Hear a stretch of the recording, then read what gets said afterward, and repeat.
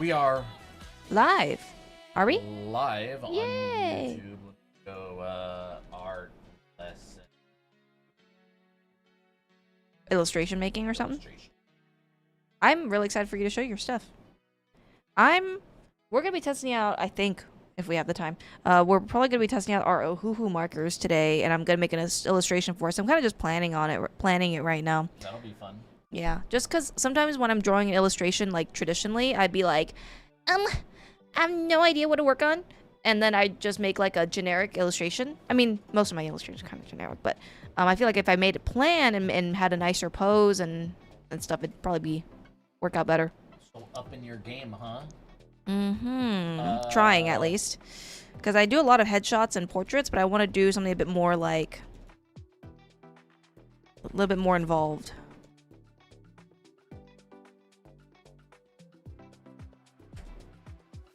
I like this maybe. Hey Fico, Reina, Hello. Evie, Fortnite, Clips, Shattuck, Paradox. I was just gonna call you. Huh? Oh, okay. M. Lexi. I have been working on my bi-weekly. Heck yeah. This one's cute too. Bi-weekly. Oh. Christina sounds good. Coldness too quiet. Did I get lowered again? Whoa. Whoa. Is that better? Test. Your videos taught me how to draw. Thanks for that. You're very welcome. Ba. What are yours? How's yours sounding? La la la. Ah. Test. I want mine to be. Test. Is it still like that? Mine like peaks too much. Test. Maybe that's better. I want to make Tira look glamorous. We're gonna probably get some easy comments later on. Yeah, I've been messing with the audio a little bit. I find that I was popping a lot. I've been grinding out my Sounds like it's better. Test. We may just have to do this. Maybe like that. That sounds good. Test. I think. Test. Turn that down a little bit. All right. Love that you do these videos on Procreate. No, the Art Academy we do on Photoshop, but it's the same tools. It's like the same brush and the same tools and all that kind of stuff. Just because we record our anime art school on the PC. Yeah. La. Hey, Dahlia. How's it going? Hey, Fox. Gabriel, your videos taught me how to draw. Thanks for that. Not hard to follow along. No, it's very basic tools. No, we use very basic primitive tools. Like if what you're seeing here is basically what I use a lot, and just like some layers, and occasionally I'll use like some layer modes, but I generally walk you through how I use it and stuff. Tira. Yes, it is Tira. I am planning an illustration for when I do it traditionally today, because I want to test out the Ohuhu markers that we got. Yeah. Ohuhu, I think that's how you say it. Ohuhu. I don't know. Emailed us and asked if they could send us some art supplies to check out, and we're gonna make a TikTok on them, and we'll use them on stream and stuff. They're right by us. over there. 120 count pack of markers. Check this out, dude. I wish I would have had this growing up as a kid. I would be like, it'd be my art dream come true. Look at how many colors there are. Look at that. It's so cool. So I think Tira would look great with these markers because there's a lot of blues, there's a lot of blonde colors and skin tones and stuff that I can't wait to use.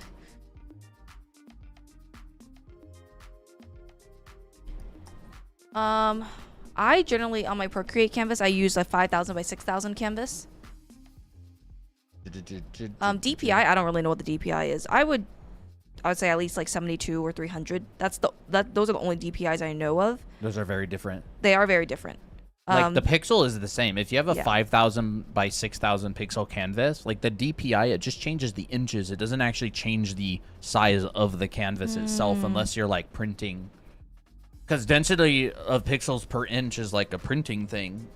Yeah. You could have like 300, and if you have like 300 DPI and you have a 300 by 300 canvas, it would be like a 1-inch print. But if you have like a, I don't know, like a 50 DPI, it would be like a 6-inch print. Yeah, I'm not really familiar with DPI that much. Yeah, we don't do a lot of printing. I don't mess with DPI almost ever. I almost just have it always at 300 just because, I don't know, I guess it's just versatile, but... And you can change your DPI as well. Yeah. Like in the middle of... Oh, I'll do pearls on here. In the middle of that. Sat down for an hour organizing them when I first got them. Nice. Nice. Made lasagna for my brother's birthday. That's Yummy. fun. Lasagna. Hey, Kayla. Hello. Okay, maybe I'll do like a pearl deck. We're live on TikTok and YouTube. Yes, we are live on both. I've been grinding out my... I almost pressed the laugh button. Oh. I've been grinding out my bi-weekly. I've been just kind of working on Abby a bit today. Looks so good. I turned her in from that to that. And guess what he used? Hour. He used the head models earlier. I legitimately did. Look at this. I actually just took a photo of the head model with my phone, and I just used it as reference for Abby's head. So you want to show the before and after again? Yeah. I mean, this was just my sketch from imagination. And then I just took a photo with my phone and sent it to myself and used it as reference for that. Of course, it's completely different lighting. But it's pretty goated. You got warm bounce coming out into the bottom of the chin. You got some subsurface scattering in the ear. You got your core shadow right here of the face. But honestly, these references, like, legit, we use them ourselves. Need to get that 3D model. OMG, where do you get that? It's just this head right here. We make these ourselves. Yeah, you can get it on TikTok Shop. Yep. This is available for purchase. I don't have two hands over there, so there's a hand male and a female one, and yeah, you can buy these on our TikTok Shop. I legitimately use them all the time. Yeah, I use them too. I just put it on my desk. Let's see. You mean the STL? Oh, we don't sell the STL. No, we don't. And you wouldn't be able to print this unless you have a color 3D. multicolor printer. Yeah. Because we have a H2C, and that's what we print these with. But we don't sell the STL. I don't understand how people neglect the idea of looking at references. I think there's like misconceptions. Like from my experience, because I mean I've kind of been in that world and I've seen artists get very heated about it. Some people think it's cheating because they're like, well, it's not original. I didn't even know reference existed until I was like 17, dude. I drew my whole life, all my teenage years. I just drew. I just picked up a pencil. I didn't know anybody who drew. I didn't know anything. Like I just drew, and I didn't even know reference like existed. And I wasn't against it. Yeah. It was not self-evident to me. Yeah. Well, some people think like, oh, well, you're just copying. You're not being original. This is just from my experience. Some people would be like, well, I guess that's the main thing. Other people would be like, well, if you only copy from reference, it's not that useful. Like, I don't know. Yeah. But it's a mixed bag. Either think, way, you use whatever you want, you know? Yeah. People think reference is cheating. Yeah, but there's like random people who have no idea. Like people think art is a bad career to go into. Yeah, that's true. I don't know. I think people who think reference is cheating, like they are not worth. I mean, like I wouldn't have them as art friends that much. Listening to it's like a misconception. Like it just doesn't matter. Yeah. People think all kinds of things that aren't true. You got new headphones? Nice. Noise. So that one is number 1. Like, I used a reference when I painted this. How the heck would I know what this looks like if I don't have a reference? I don't know what the Pink Floyd poster looks like. Like I painted it myself, but like how the heck would I know what some really specific thing looks like without reference? It would be ridiculous to even attempt it because it's like a specific thing. Like this I painted without reference. I painted Miko with reference. I used this as reference. I'm like, oh, okay. And I changed her body type and I changed the pose a little bit. I constructed it. But, like, I didn't use reference with a piece of pizza. But, like, I painted pizza before. Yeah. It's just, like, I don't know. Like, for me, like, if someone hires you to draw your aunt's dog, like, are you allowed to look at the dog, or do you just have to, like, guess it? Are you supposed to know what breed it is? Or imagine you've never seen the dog before. It's like, hey, can you paint my dog? It's like, yeah, but I don't believe in reference, so you're going to get a random dog. Yeah, you're gonna get a random dog. Help. It's like, yeah. And tracing is completely fine as long as you have the rights to whatever you're tracing. Like, who cares? People have traced for hundreds of years professionally. Like, look at, like, Norman Rockwell. He would go and take his own photo shoots with an entire studio. Like, painters and artists for centuries have been using references. Heck, some of the old masters would literally hire perspectivists. There were people that came in and drew the perspective for them. Oh yeah, perspectivists. Yeah, we learned about that from Ramon Hurtado. Like, it's interesting. Like, they literally would hire someone to figure out the perspective for them so they could get to painting the other stuff. Isn't that interesting? That is very interesting. Should have been Colton's job. Ew. I don't want to be a perspectivist, dude. He's too what's it called? Free-spirited for that. To be locked into one thing. Yeah. I got guilt tripped into not using any references at an early age, and it really messed me up. Yeah. I mean that's what people who don't really know what they're just doing do. They guilt trip a lot. But yeah. I feel like cute flowers would be nice on this one. Yuck. I don't want to be a perspectivist. I don't like perspective enough. My art has gone to being really good, but now it's being really bad. I don't know how to fix it. It's kind of vague. It is kind of vague. Because Like, it could just be your feelings at the moment, do you know? not draw at all? Do you, like, are you tackling a new subject matter that you're not familiar with? Like, I mean, there could be so many things that it could be.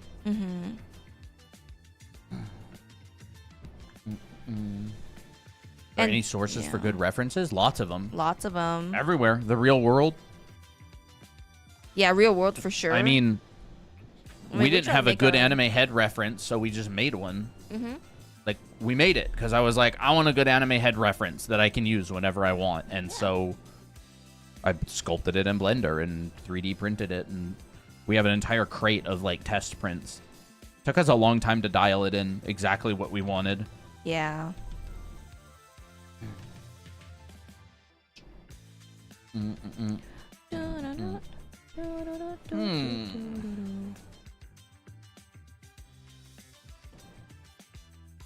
want something that's like has nice flowy hair because I want to use the markers for that. See their versatility. I mean, I already used kind of the I already used a bit of the markers the other time, and they were really really good. They're very vibrant.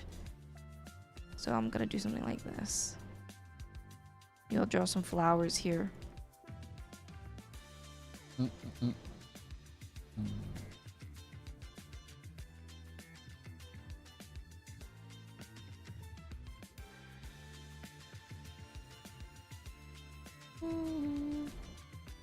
Are you using the alcohol ones today or both? We'll see. I might end up using both, the acrylic and the alcohol ones. I draw like all the time, but then I lose the art style when I try to draw it again. So that's what you mean by being bad? That's just normal. That's very normal. Just keep drawing. Like, the better you get, like, and you better understand the fundamentals, the more consistent your art will be. If you're, like, find that you're guessing all the time, that's kind of like a sign that you don't have very strong fundamentals. And for me, like, I started nailing down my preferred style for, like, drawing Tira or any of our characters, just because I've just drawn them a lot mileage. But also, I try to look out for things like, oh, what's their eye shape? How do I draw the nose in this style? Like, do I do this? Do I just put a point? Or do I, like, do this? Or do I do this? And so I just keep in mind of those specific shapes, right? Because if you're, like, just drawing and you don't have a plan, or you're like, oh, I have, like, no idea how my style looked beforehand, like, it's really hard to keep it consistent. Yeah, it's like a style is a series of decisions. So if you're making decisions differently for different artworks, of course it would turn out differently. Yeah. Like, how big is the proportion of the eyes, or what does something particular look like? Like if you want to match a style, try to be very deliberate about what decisions you're making and make those same decisions. But like it comes with a lot of practice and a lot of underlying training. And getting things consistent is actually very hard. It is very hard to do. Any advice on focal points? I tend to try and paint every section of my illustrations with absolute sharpness and clarity, but it becomes overwhelming. I don't really know how to simplify detail. You kind of answered your own question. Like, you know how to make the focal point better. It's just hard to not. It's hard to do what you know you need to do. Like, it doesn't sound like you don't know what to do. It sounds more like practicing. I would say maybe work with a really big brush and only shrink it when you need to, or count your brush strokes. That's a really good one. Like, that's a good one. Do an entire painting with only 100 brush strokes and count every single one. And you basically can't go detailed. You like do a still life or do a master study with 100 brush strokes or 150 brush strokes, and that's it. So you have to start with like very large brushes, and it's like 1, 2. Like you're thinking very carefully about where these go because you only have a certain limit. And I fully, like, you should fully expect yourself to make some paintings that don't turn out good at all because it's the learning process. Yeah. And it's like trying to hit a target, expect to miss, but the misses tell you where to aim, like next time. Like the misses are information. They're not like bad. They're good because they give you information on something. Yeah. I kind of like that's what I would recommend because like I had that problem for a while. Like I wasn't very good at focal points. I didn't know where I wanted people to look. I detailed everything to the max, and now it's like, where do I want people to look, right? Like in this painting that I'm doing right now, this is my focal point. I kind of want this area to be the focal point, or like this area right here with their 3 faces, but primarily this. And so like everything over here is like super rough right now. I barely have anything going on, just like a little implied detail from the window. Here's Miko with her silhouette. She's looking down here, and then there's like Miki and Abby, and they're like playing the video game and, you know, battling it out, looking at each other because they're rivals. Yeah, they're like rivals right now. So it's like,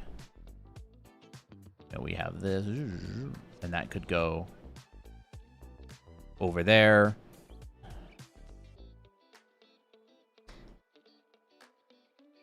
But yeah. Nice. I tried to render using watercolor tools for the first time. I didn't realize just how different watercolor is from dry mediums. Very different. Yeah. But actually, when Nathan Folks, when he was doing his watercolor classes, he kind of makes like watercolor look almost like oils, which is, I think, really, really interesting. Yeah, he uses not a lot of water. Yeah, a lot of pigment. What are they going to be playing? I'm not sure. I was thinking like Super Mario. It's going to be an N64, so Super Smash Brothers, Ooh, maybe. that's a good one. Mario Kart. Mario Kart's pretty fun. Not sure. I don't like this direction. Holding flowers is never a bad idea. I could do that. Yeah, cute. That would be really cute. Maybe I'll change the bow to something else.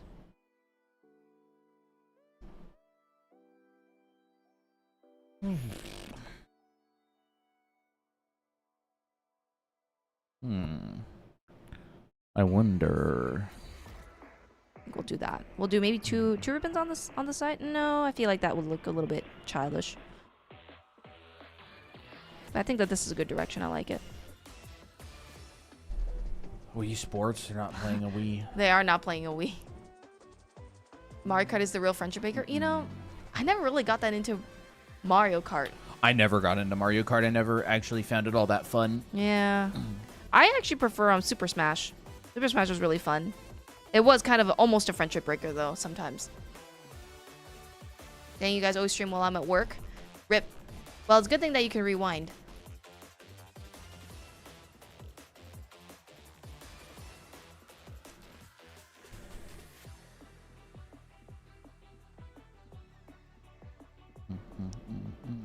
do this.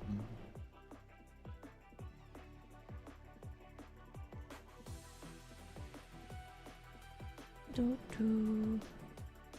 Do, do, do.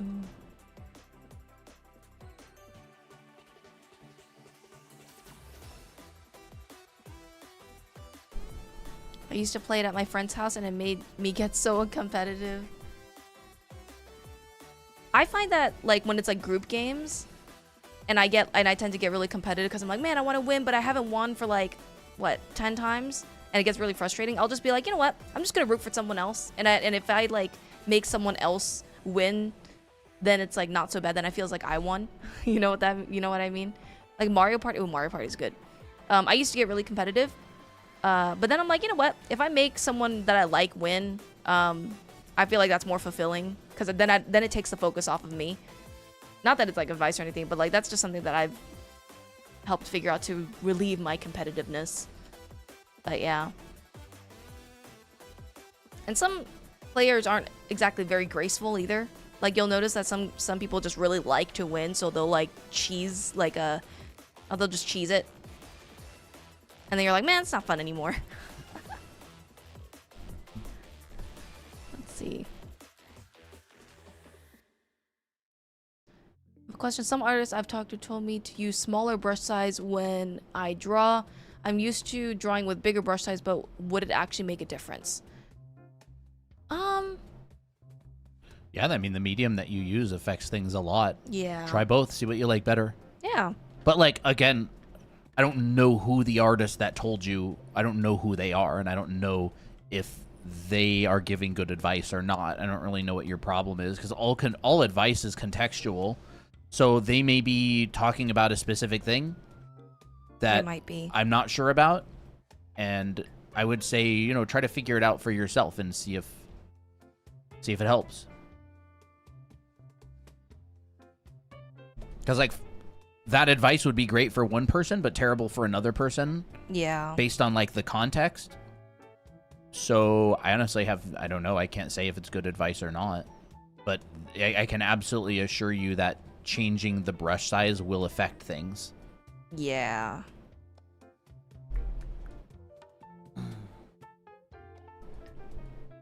Any advice on how to get accepted into an animation studio? Not really. I don't. I would assume you should be good at animation and have a killer portfolio, but I don't really do any animation. I can't imagine, I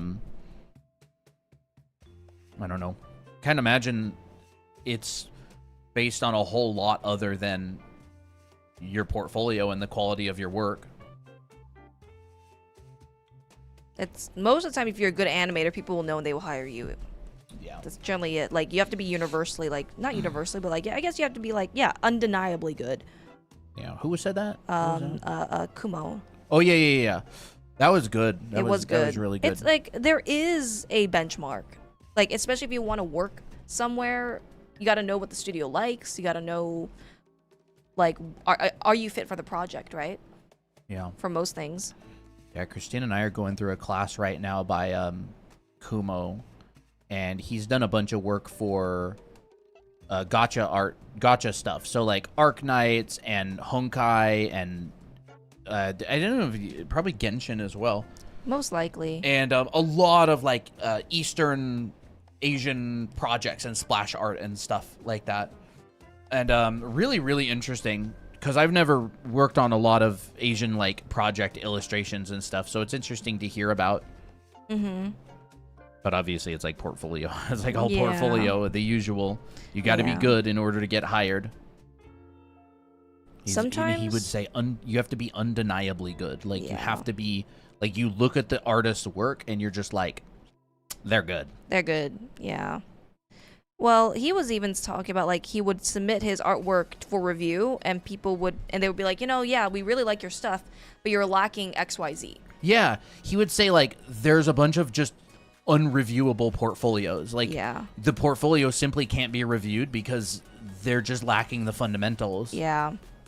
And I've encountered that a lot personally, but I never used that way to explain it. Like, you know, you review student work.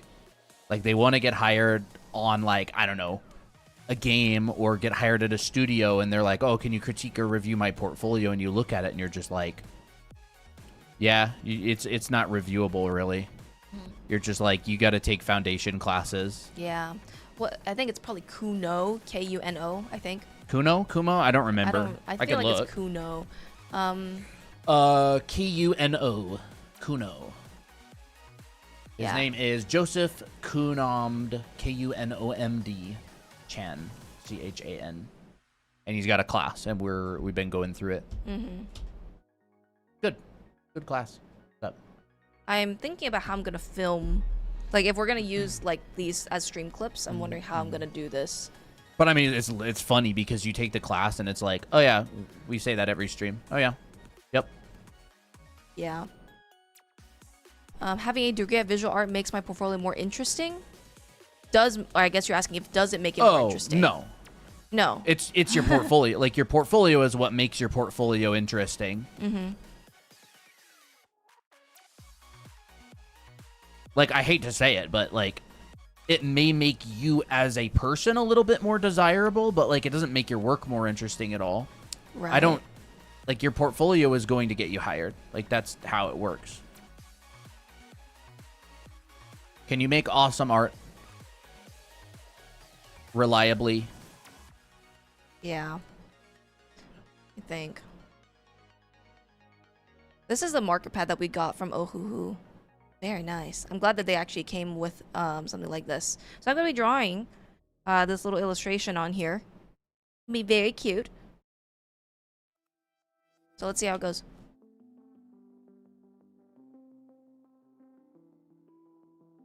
And I didn't open it. Oh. Do you have a knife? Yeah.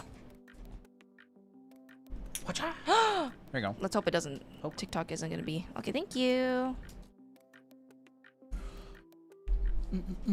Gotta love art supplies.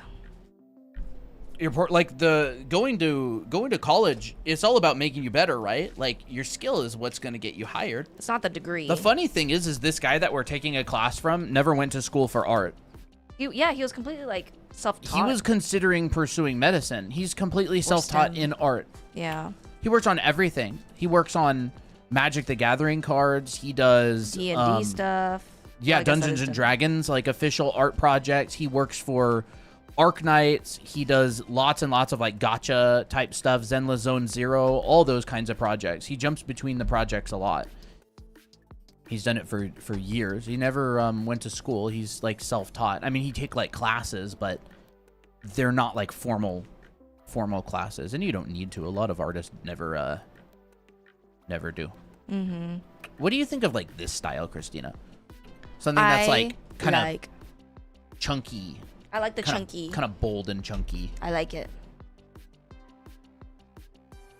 What are good markers to color with? I need some new ones. Ohuhu. We'll find out today. We'll find out today, but I'm actually using the Ohuhu. What is it? 100 and something set? 120 set? But apparently. I think so. But theirs comes with a lot of colors. I did use some of it in another piece earlier, and it's very vibrant so far, so I'm going to test it more today.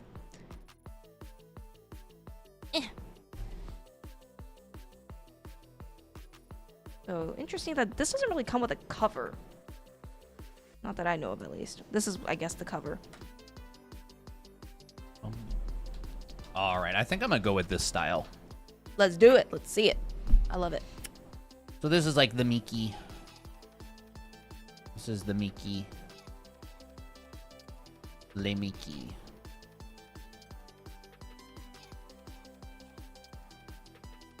I guess you're just getting out your stuff now? Yeah. All right.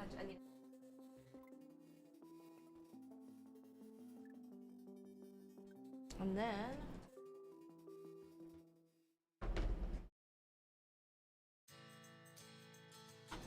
I feel like this is kind of a fun little piece. Trying to get it done by Friday. I feel like you will be able to get it done. Oh, we need some subsurface scattering in there. Oh.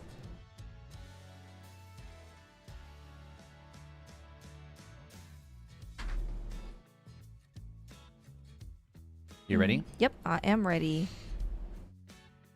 All right, I'm gonna zoom this in a little bit more.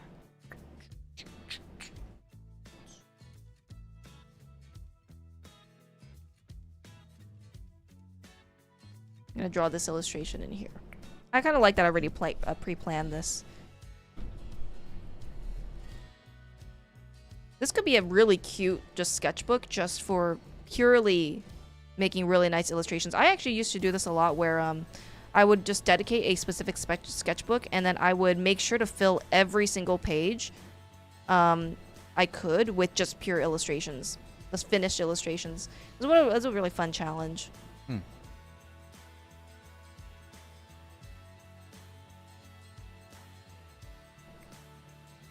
You know, like the crazy thing with art is it's so weird.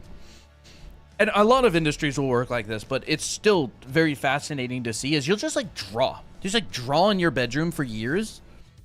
And then virtually overnight, you're like making a living from it.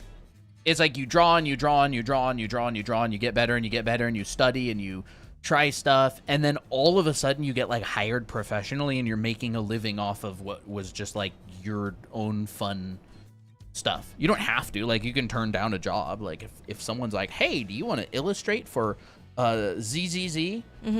Nah. Like you can say no, obviously. Yeah, you can. But like it's kind of hard to turn down. I though. find it really weird because it's like you just have a pencil and you're drawing and you're doodling and practicing and trying things, and then all of a sudden you're like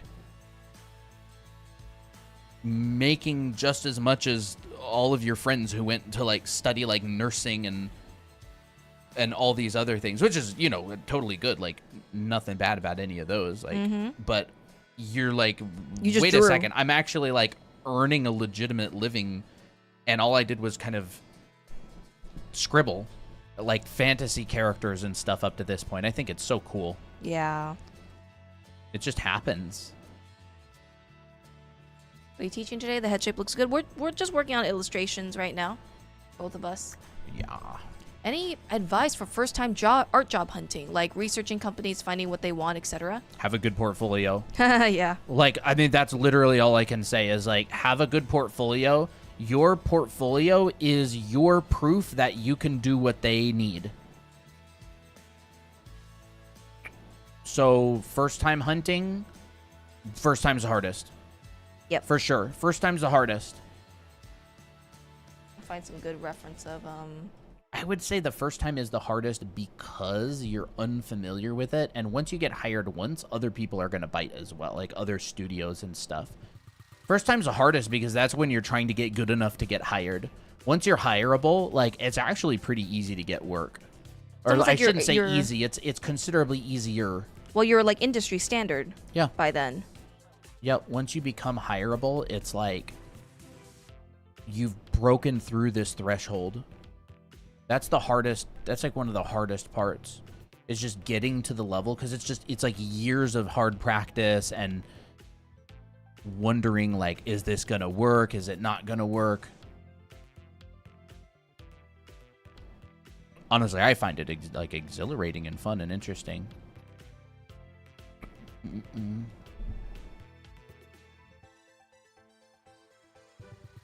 And, you know, by having a good portfolio means, I mean, one, having good work, but two, like showing, like, if you're going to do like specific studio work, like make sure that your work fits their stuff. So you're easy to hire. Look at the artists who are working at the studio. Take their work and take your work and go, do these look like they're around the same level? That'll give you your answer.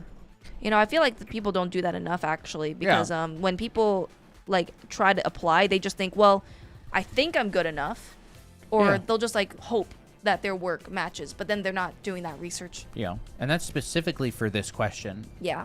Like, you gotta know, like, you know, it's like, if you want to run fast, look at people who run fast and go, what does my miles per hour look like compared to their miles per hour or kilometers per hour? Like, that, I don't know, like, it's great advice. It helped me a lot when I was a student and I was trying to get work.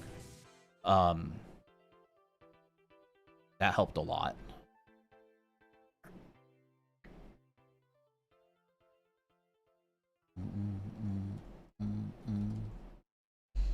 kilometers mentioned. Yeah.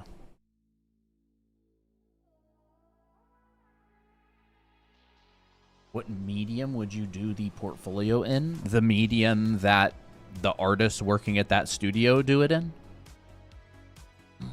But another funny thing is, who was saying it? Was it the same guy who was talking about like oil paint and colored pencil and stuff? Like, again, if you have killer work, you can do it in almost any medium. I know there's people who do Magic the Gathering cards in oil. Yeah. The Alex Rock? Yeah. Yeah.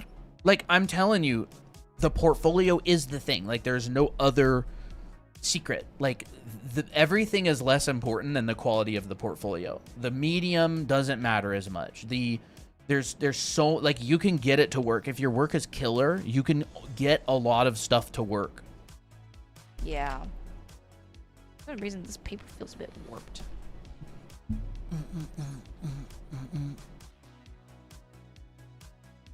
Art is weird because, like, in order to get hired professionally, you pretend to be a professional. Like, you make a pretend professional work.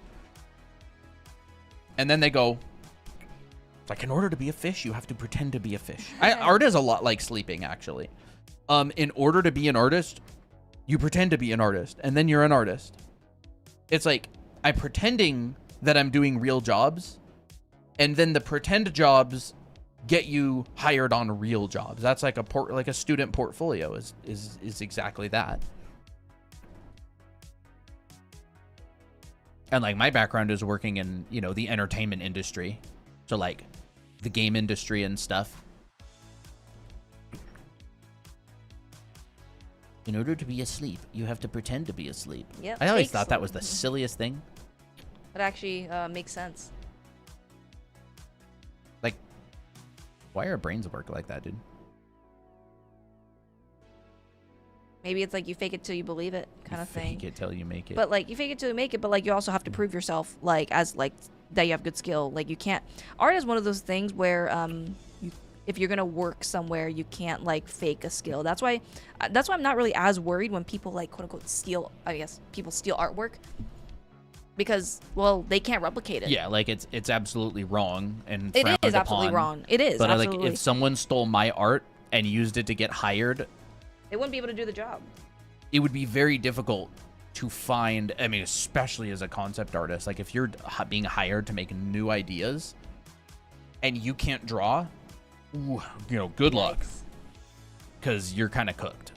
It's very, very difficult. Like, it becomes so apparent because they're like, "Oh, can you move this building over a little bit?" Or, "Oh, can you change the character's color palette to this instead of that?" And like, if you can't draw, how would you do that? Like, you can't find a character with a different color palette of the exact character that you're drawing that doesn't exist yet. It's so hard. Mm-hmm.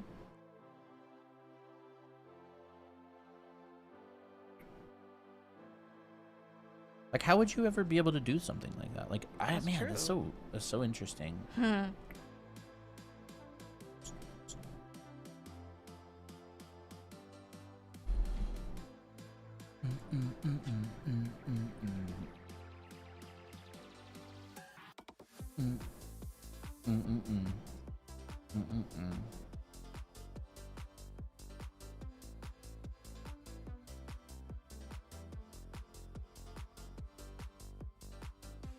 If you pretend to be something long enough, you'll become it. Yeah, I've heard that for years and years.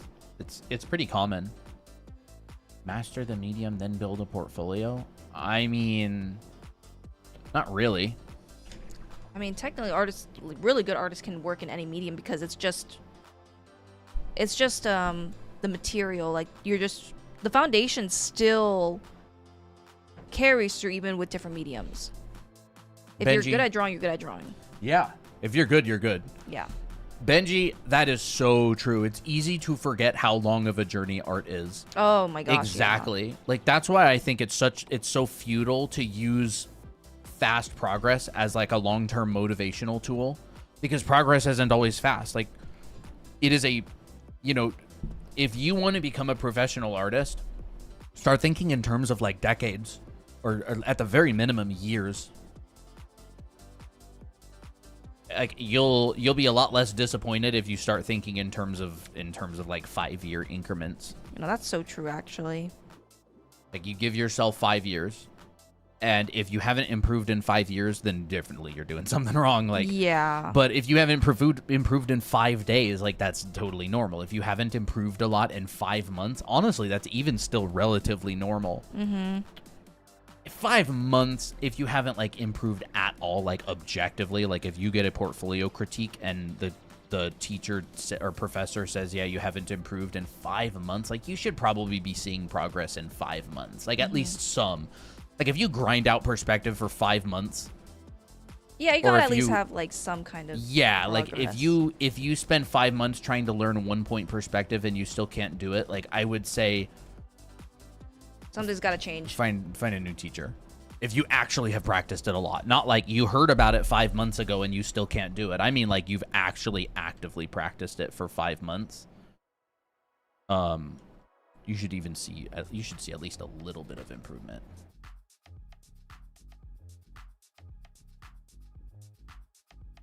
But everybody improves differently as well. And I'm talking for, like, serious people. I'm not saying, oh, I drew perspective once 5 months ago. I mean, like, your goal is to become a pro and you're practicing regularly. Yeah. Not like part-time. Yeah, like regularly practicing and working hard towards a goal. Dude, it is a long journey, though. It just takes a while. It's just one of those things. You can't fake it. You can't really fake it. You can trick people, but you can't fake it. Yeah.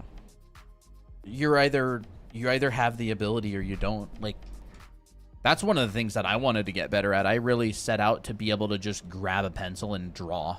Like, just this raw drawing ability that's it's a very real skill that you can't fake. Like, you know, you look at some of these people on YouTube, like, they can just straight up pick up a pencil and draw on a piece of paper really well. And it would look great. Yeah, that's a skill that you can't fake.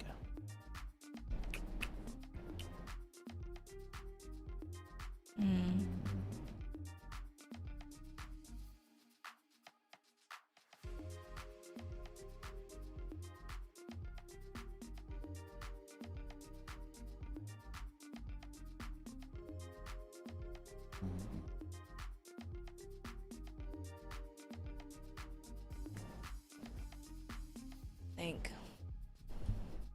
Also realizing you're going to be bad at the start and that's okay. Oh yeah. Yeah. Dude, if babies were worried about their ability to walk, we'd have a society full of people who couldn't walk because all the babies would quit because they'd be like, maybe I'm just not talented enough to walk. Maybe I'm just not talented enough to talk or understand English. I only know about, like, concept art, animation, character design, and the movie, TV, video game pipeline, but I don't really want to go that route. So, like, how can I find other alternative jobs? I don't know. You don't really have to know about something in order to get hired in it that much. Like, you just have to have a good portfolio. I know it sounds kind of weird, but what do you want to do? Like, what do you want to work in specifically? Like, everything you see has been designed. All your computer monitors and phones and every billboard has been created with a designer.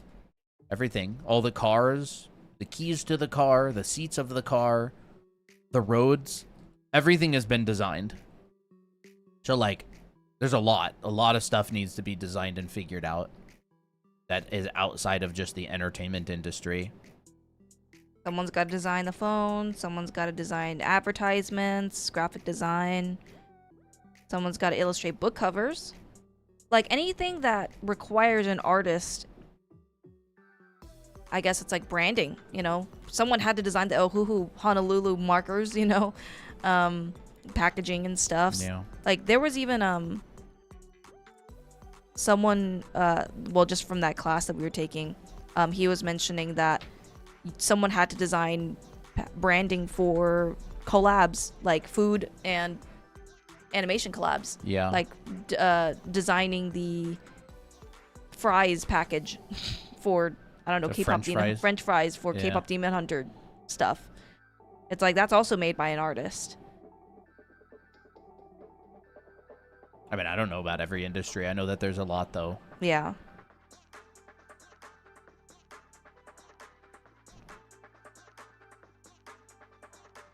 All right, let's see. I want like a bouquet. Maybe I'll do like a hydrangea bouquet. See, like, whoever asked about focal points and stuff earlier, in this piece, I'm literally just starting with the faces. Like, where do people look? People look at human elements, at relatable things. So I'm like, detail out Miko's face. Detail out Miki's face and hair. Like that to that. You know, detail out Abby's face and hair. From that to that. And, like, you generally look between faces. And then I'll go, like, what are other high contrast areas? Like, light hitting the shirt. Like this. So I'll probably detail out these areas. And I'll look for things that people kind of ride. Like, you'll ride lines and shapes to the next thing. So, like, you'll go from Miko. And you'll ride all of this stuff over to Miki. And then you'll ride this TV over to Abby. And so the roads, like, I almost think about, like, focal points as cities, and then you make little roads between the cities and the towns. And so you'll have big cities, you'll have towns, like, maybe this is a town, and this is a city. And then there's roads from the town to the city. So I'll go, I'm going to detail my cities, I'm going to detail my towns, and then I will make the roads between the towns and cities presentable, right? This road, kind of rough right now. So I would come in and I would detail this. Like, this is a yucky, messy line. So I'll clean up this road because this road right here goes zoop and points at that. And then maybe another thing I would fix is this. Like, this edge right here, really messy. So I would clean up this. Like that, right? Cleaning up the roads, cleaning up these pathways between things. Like, what needs bounce? You know, maybe we get a little bit of bounce light on that. So, yeah. That's kind of how I think about focal points and everything. Of course, this is an illustration. This is different than, like, concept art. Like, concept art is like, can a modeler build it? Does it get approved by the art director or by the person who's in charge? So it needs to look good enough to get approved, and it has to fulfill the job. Like, a lot of concept art is so messy, not at all presentable.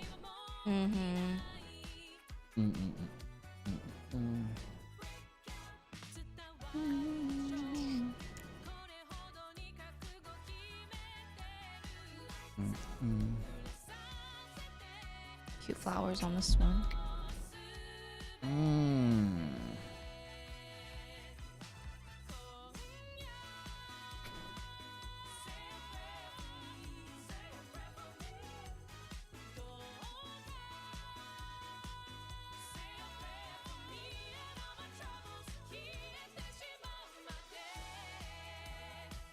Three main flowers here. Leaves.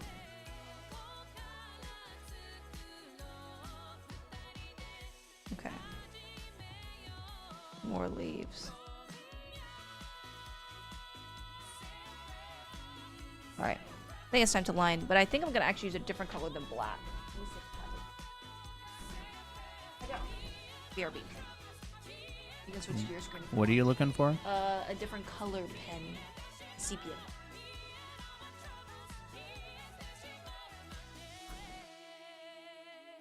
You can do it. Thank you.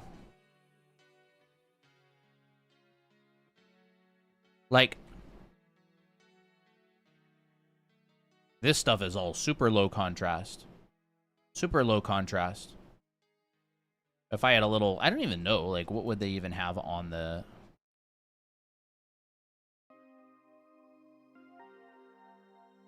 on the top of this thing? I might have, like, a little bit of a reflection, like...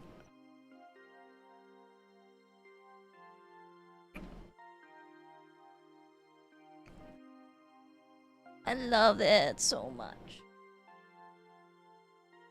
What app do you use to draw? Mine? This is Photoshop. But I like it. I'm digging how it's turning out. It's fun. I'm working on leaving stuff to the imagination, not having to detail everything out. So the same thing.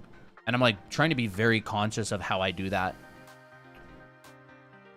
I'm the type of artist who has to really think about things. I don't draw very intuitively. I have to very consciously think of most of the decisions that I make. So it's just always how I've been.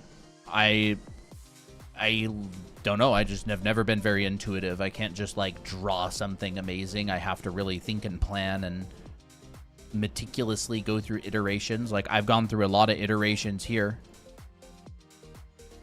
Like this is what it looked like just earlier. Well, I flipped it, but whoa.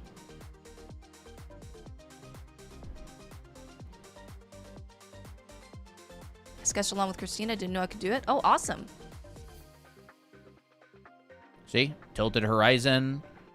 I had this. Like yesterday, the image was this. And then I darkened it and I went, ooh, window lighting. It was this. Like this is my sketch for the room. Everything Doable. was in place. Pretty doable. Darkened it, window lighting, tilted horizon. And now I'm going like, all right. Let's make Abby bigger. Yeah, let's make Abby bigger.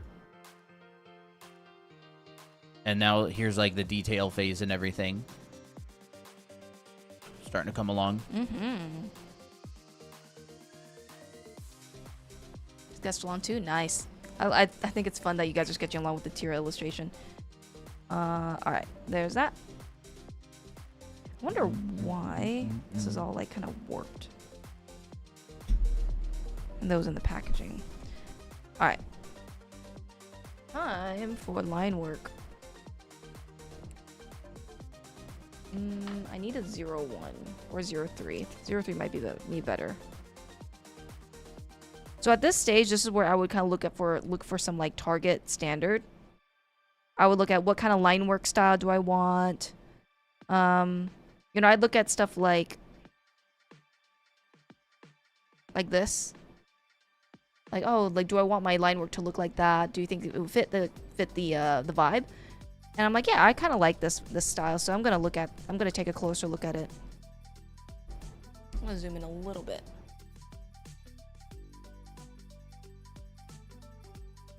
There we go.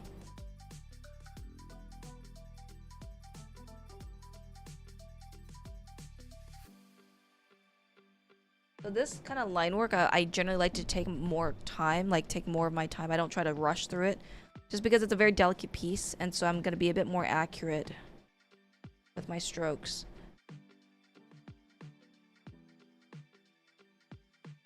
But I'm not going to like make my sketch. I'm not going to stay super loyal to my sketch because this can always be changed.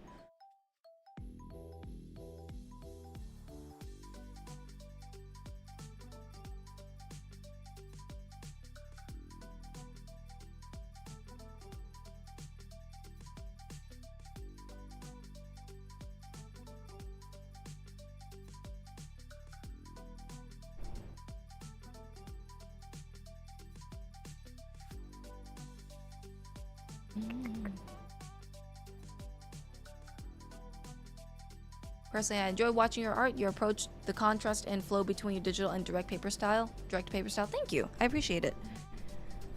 I used to do a lot of traditional art just because that was all I had, and it was fun. I remember thinking specifically, I'm never gonna transition to digital art because I like the feel of paper too much. But look where we got. Look what happened instead.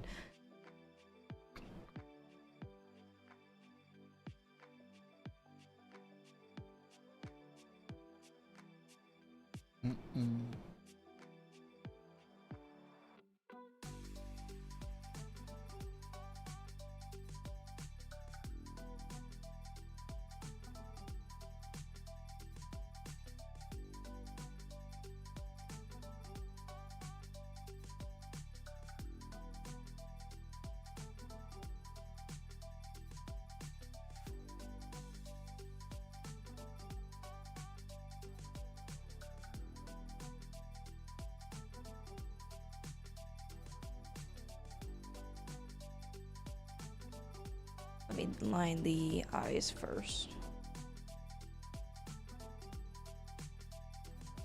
How do they do it?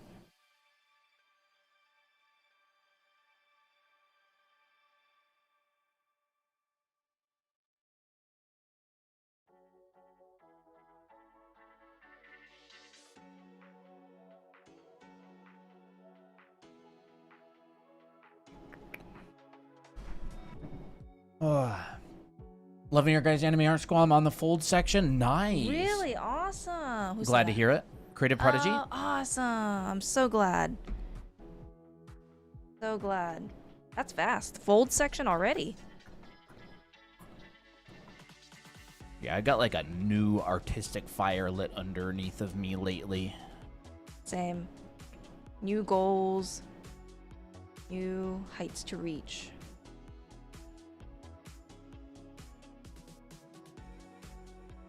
Unfortunately, it's probably going to mean less streaming in the future. But I'm super excited. I'm very excited. Taking on more professional gigs. Well,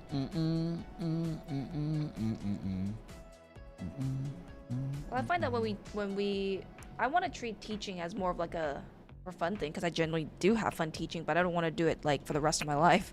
Yeah. I don't particularly find streaming that creatively satisfying. Yeah.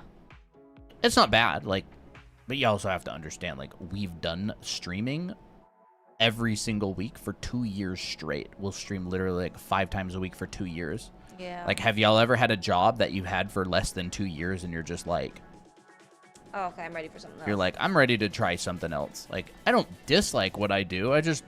I'm a person who likes a variety. I think streaming has been a lot of fun. Been very interesting and well worth doing. There's a lot of people out there who want to stream, and they are always too afraid to try it, and they never even try it. And for us, we're the type of people who try it, do it, and are done with it. And on to something else before most people have even tried it. Because we're just kind of fast-paced.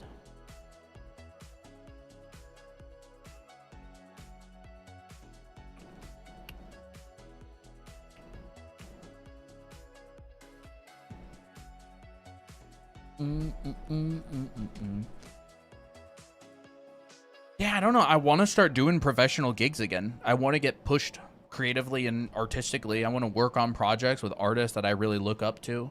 And I'm looking forward to it. I want to take classes. I want to take mentorships. I want to travel a bit. A noise, Benji.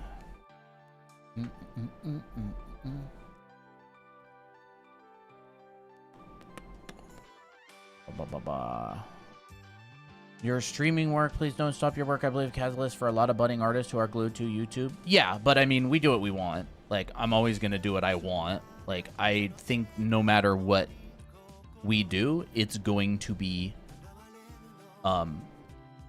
beneficial to people. Toby's here. Like, at the end of the day, I'm not gonna like devote my entire life just because, or not devote, but like, I'm not gonna, like, if I'm doing something that I'm not 100% passionate about, it shows. And it's not necessarily the most beneficial for other people. Like, yeah, people get less benefit out of it. Like, we're gonna continue streaming. We just might reduce the amount. But like, you know.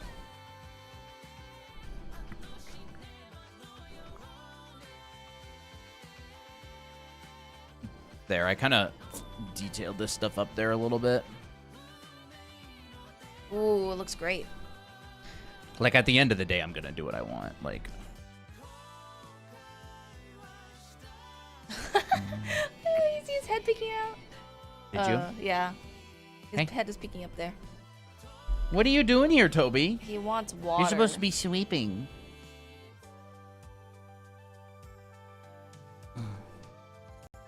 No, get away. Stinker. Yeah, he's a little stinker. Is it because your water's empty? Do I need to fill it? Is that why you're looking for a water source? The cats have 2 drinking situations. They have a glass. They have a Half glass full. of water half full. And they have a glass half empty. Which cat are you?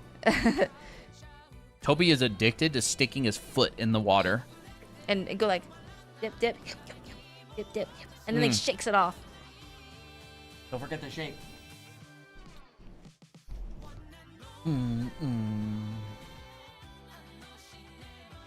Applejack, you're so demure today.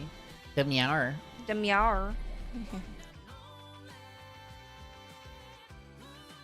Alright, I need to move on to other parts of the illustration. This is starting to get a little bit messy.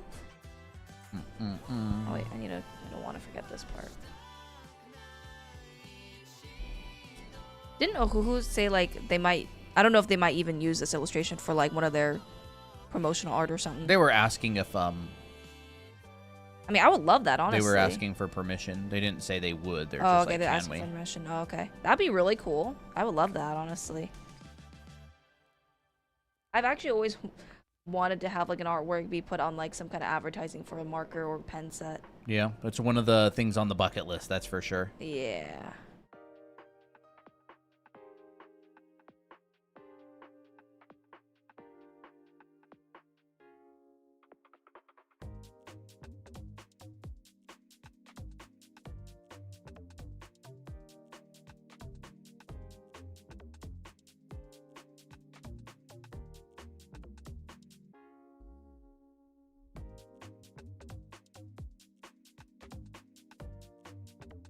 All right, let me think about how I'm gonna do this part.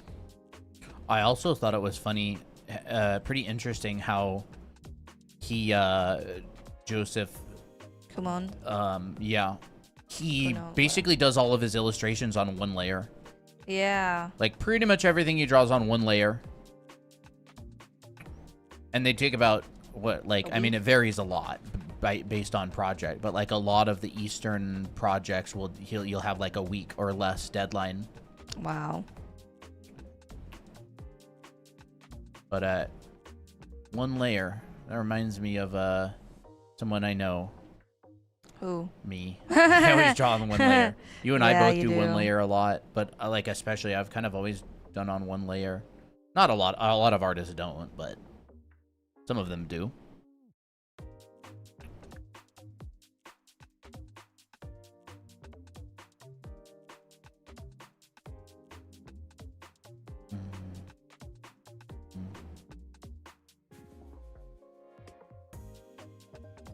It's a good class.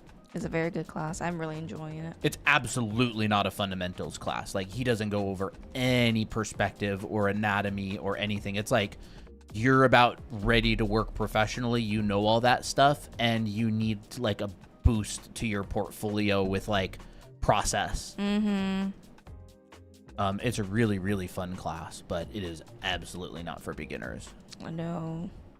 It's not even advertised for beginners. It's like, it's advertised for people who are pretty much ready to start working professionally. Which would be a really fun class to teach as well. It would.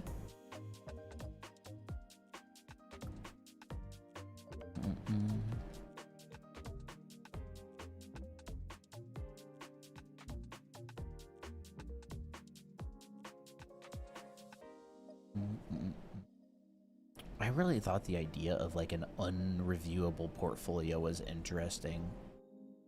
Yeah. They like put words to something that I've encountered a lot.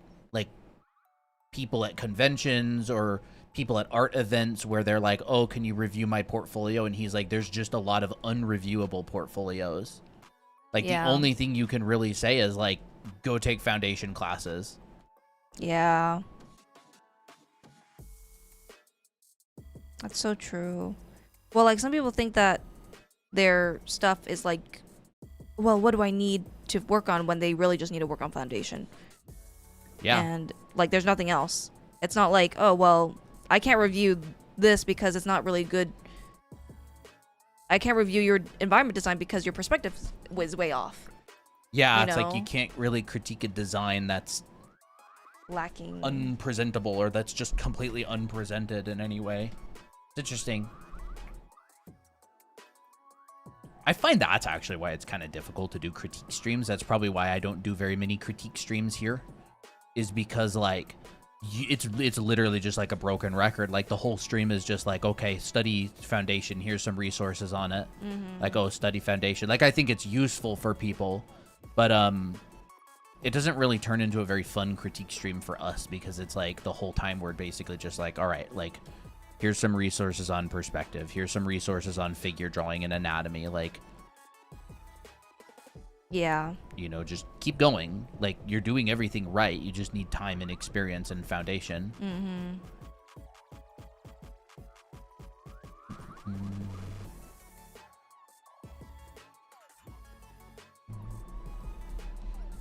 Oh, finally, a lot cleaner.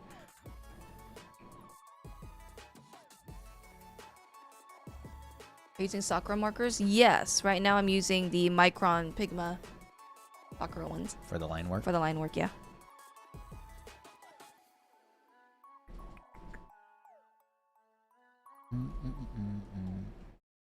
And I think a lot of the time, like, beginners get confused because, like, they'll think that if you're doing everything right, then the artwork should look good. But, like, that's where there's just a time. Like, you can do absolutely everything right in terms of what you're practicing, and the only thing you're missing is just a lot of time.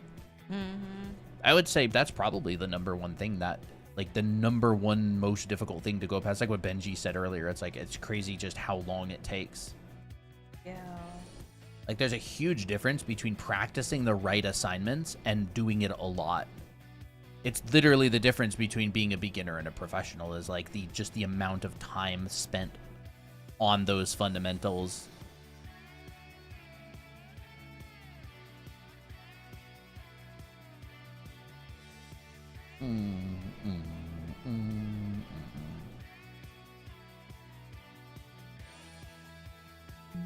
Just the time spent, dude.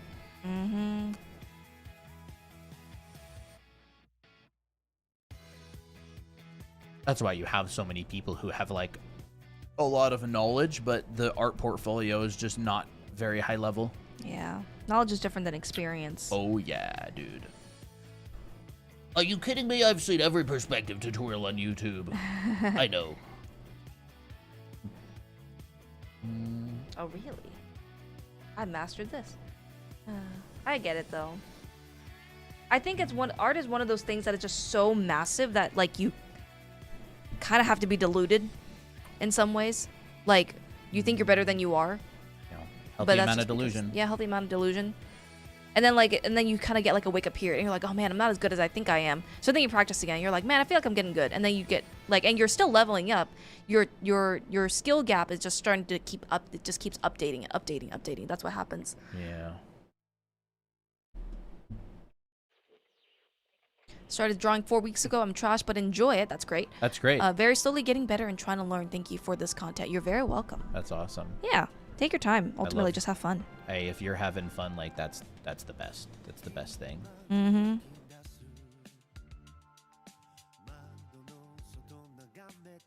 There's literally nothing wrong with being a beginner. It's every single person has been there or is there or both. You know?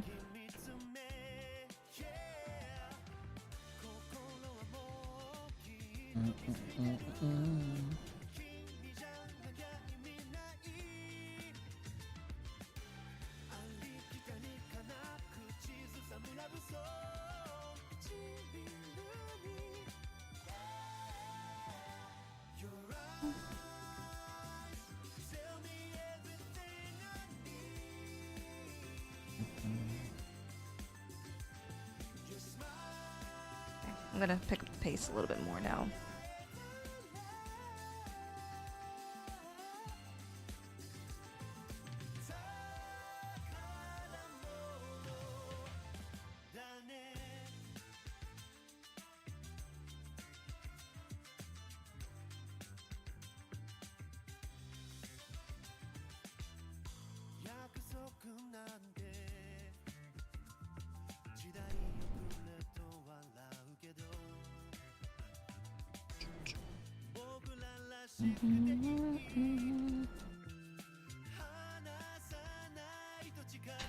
Personally, I think that this chest is actually a little bit too high.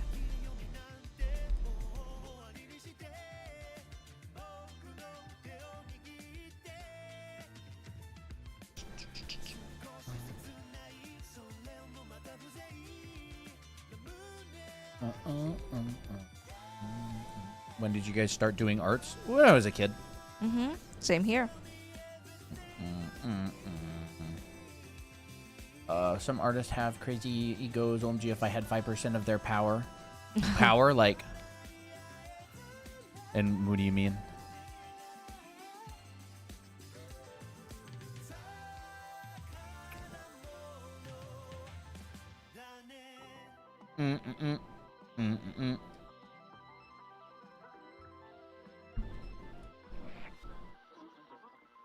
What is the song called and who is it by? I don't know. I don't know. It's on Epidemic. I just looked up like J-pop or something like that.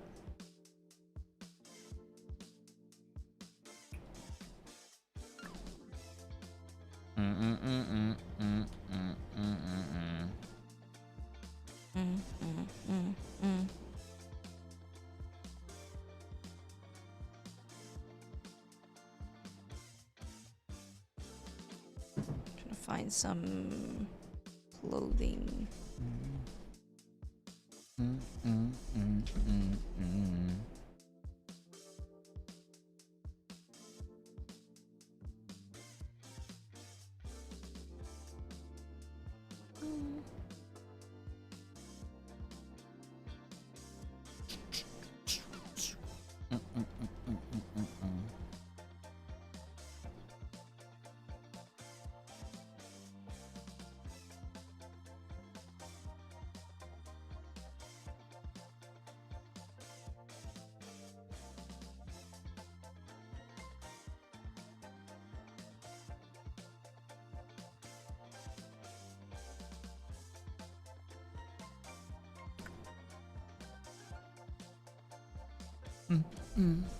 Nothing wrong with knowing you're good at specifics? No, there's nothing wrong with it, but that's not really what having a big ego means. When someone refers to someone else as having a big ego, it generally means they're arrogant and unpleasant to spend time with. Yeah. You can know you're good at something and be humble and not have an ego. Very true. I like look at Aaron Blaze, right? You go by one of his streams and he's good, like he knows he's good, but he's super humble and he's like, "Oh, I have a lot to learn still." He does not have a big ego at all. He's very humble. Well, it's only when they start to flaunt how awesome they are that's like, okay, yeah, that's kind of a... Yeah, it's like a pride thing. Yeah. Like a very, like a toxic thing.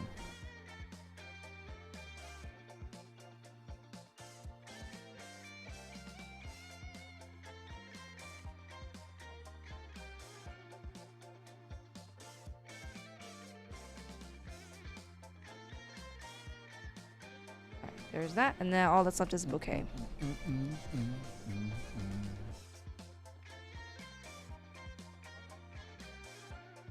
I struggle to draw hair getting the way it flows to make sense. Yeah, it's a complicated three-dimensional object. It's hair is a very difficult thing to draw. It is. I totally know what you mean. It's just not easy. I like to think of them like water currents. There's always a direction of some sort. And a lot of the time you'll see a lot of S-curves. And then the S-curves will go in some certain direction. And then there's always more S-curves like underneath those S-curves. There's a lot of overlaps. That's stuff that I think about with hair.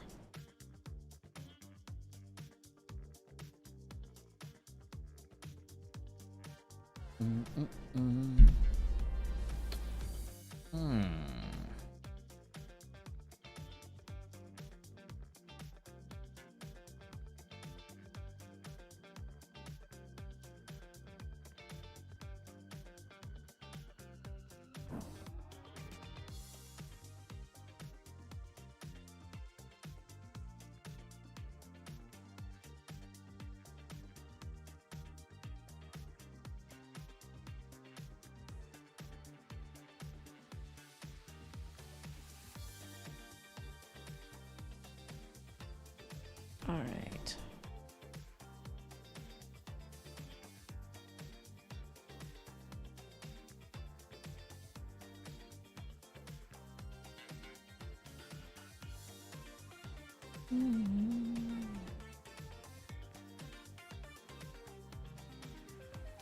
Long hair is easier for me than the short hair on males.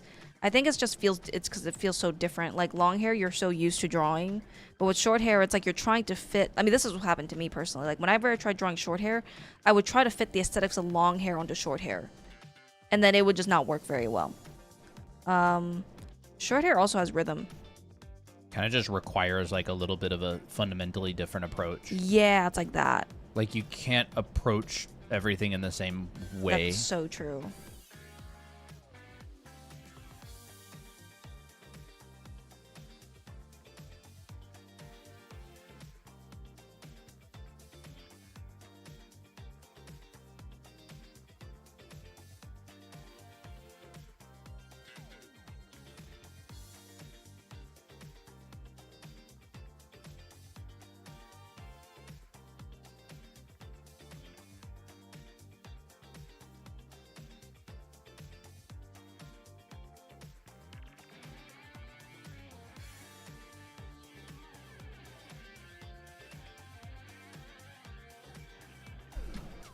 Okay, I'm almost done with the bouquet, and then I'll be getting to color.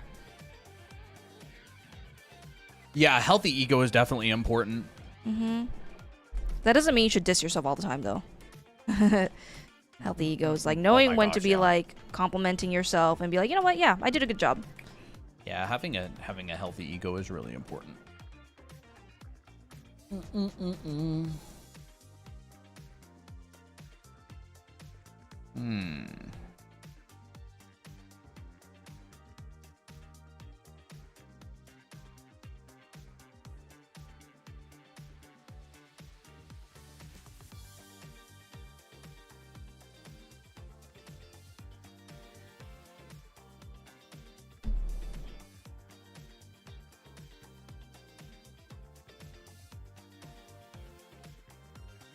I might have to use the acrylic markers on the bouquet because it can get very busy, but we'll see. All right, bouquet is done. Let's draw some petals.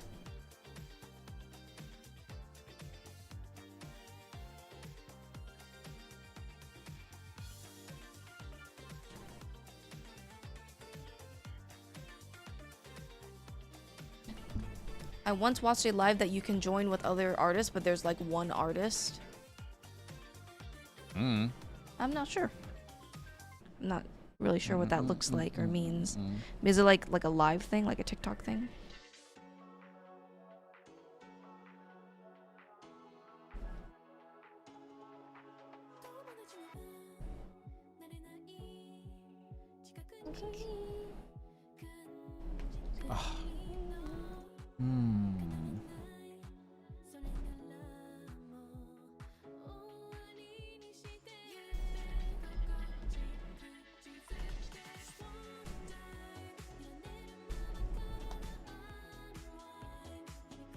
To be careful when I'm erasing around the edges, because I might bend the paper accidentally.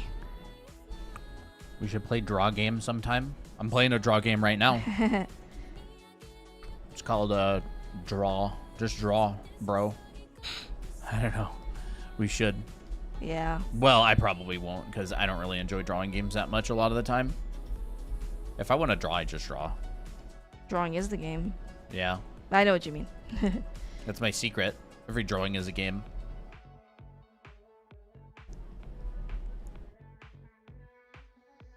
Maybe that's why people get so much anxiety, because they don't think drawing is a game. Yeah.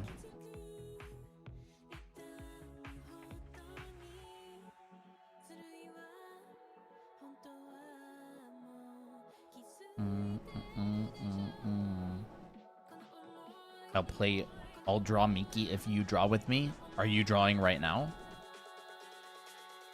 Because if you are, I'm drawing with you.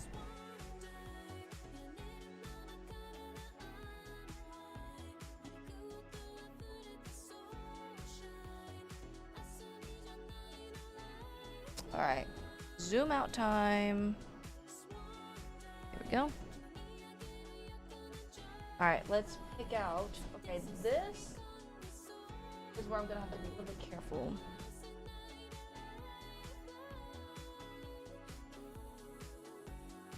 Wait, I'm doing this upside down.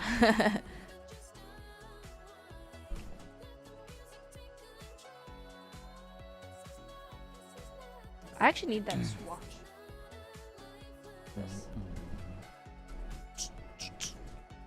Just make sure that the color is right so I don't accidentally flub up my drawing. Okay, that's not bad. A little bit paler. There it is.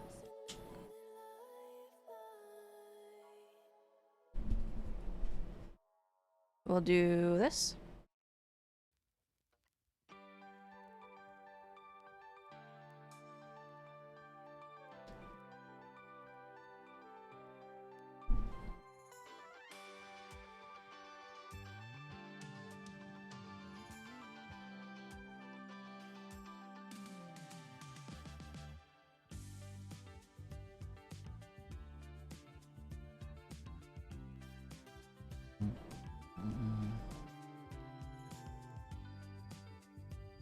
Ooh, this is so nice. It feels so good already. And I'm actually really excited to use a colorless blender. Hopefully that works well. I don't even know what that is. It's basically like a, it's just, I think, with alcohol, and it's used for blending. That's interesting. Yeah.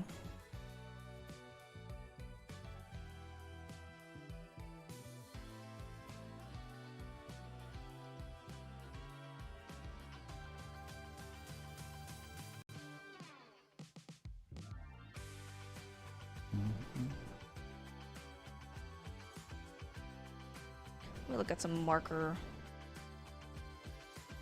Anime marker art.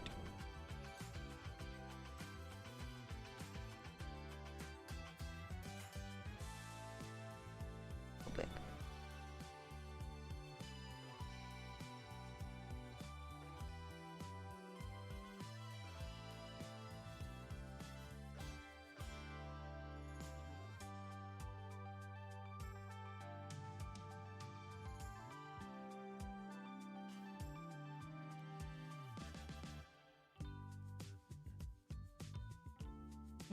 The chat art.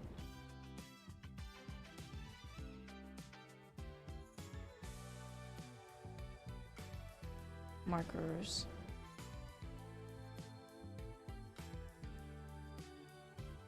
Okay, I guess I'll go with that.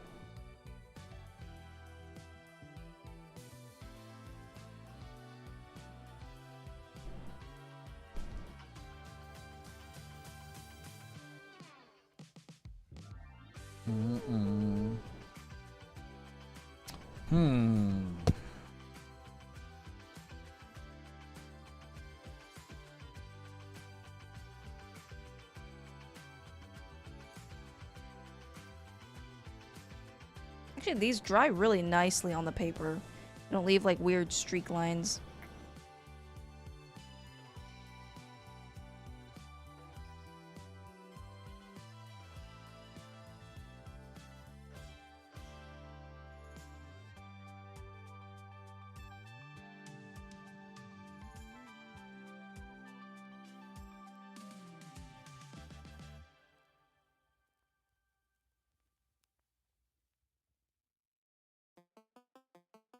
I miss drawing with markers so much.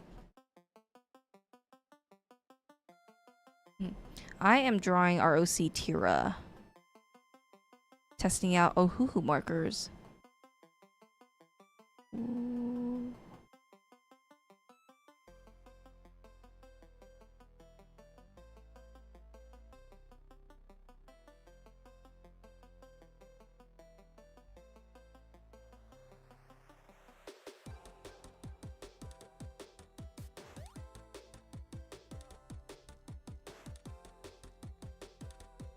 I'm kind of... There it is. 0. Let's see what this feels like.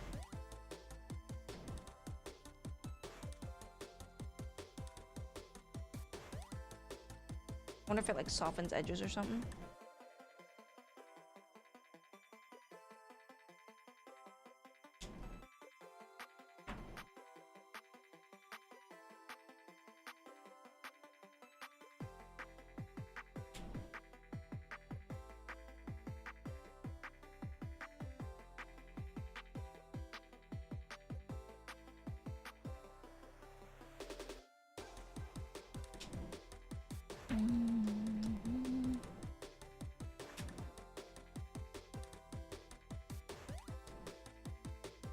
little bit of dark in here.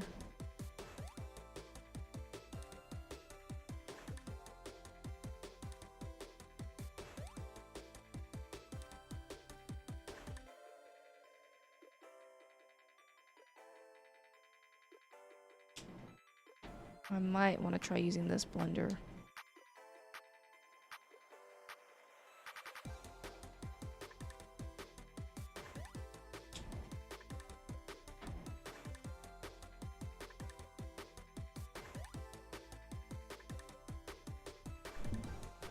Dark shade will be ruined.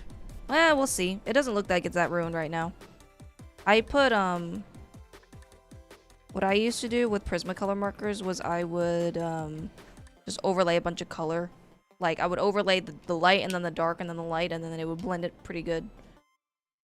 We'll see. I don't think it'll ruin it.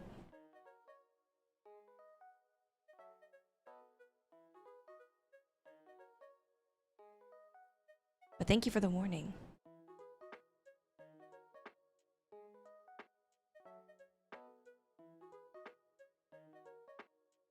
Honestly, I feel like it's just easier to blend if there's like, you overlay your light and then you put in your dark and then you just overlay with light again.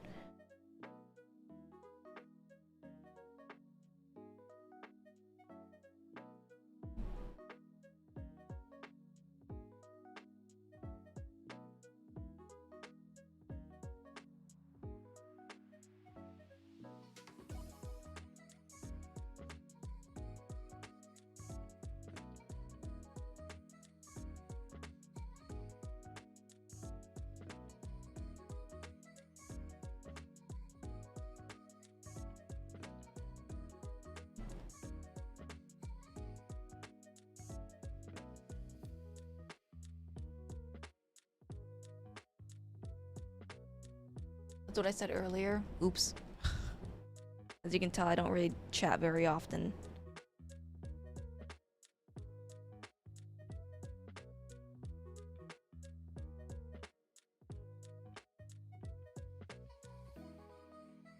Alright. I'm excited for this part. Her eyes. We'll probably go with a very light blue just to test it out first. Actually, I'm using this. I want some color change. So I want like kind of a cooler blue and a warmer blue. And I need to start putting things away. I like that Ohuhu comes with like this nice portable thing, and it's really easy to put the markers. Yeah, it's nice. It's nice. It's just like, oh yeah, just put it in here. It's not like the Art Pop. Not the Art Pop. It's not like the acrylic markers where I have to like take it out of the compartment and then put it back in and clip it back on. Disassemble the entire vehicle. Literally. That's all right. Wonderful.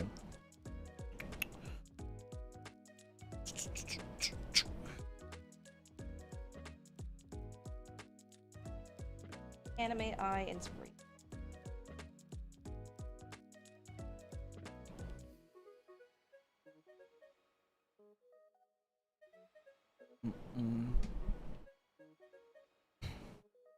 Da da da da da da da da. Go. Okay, pray for me, chat.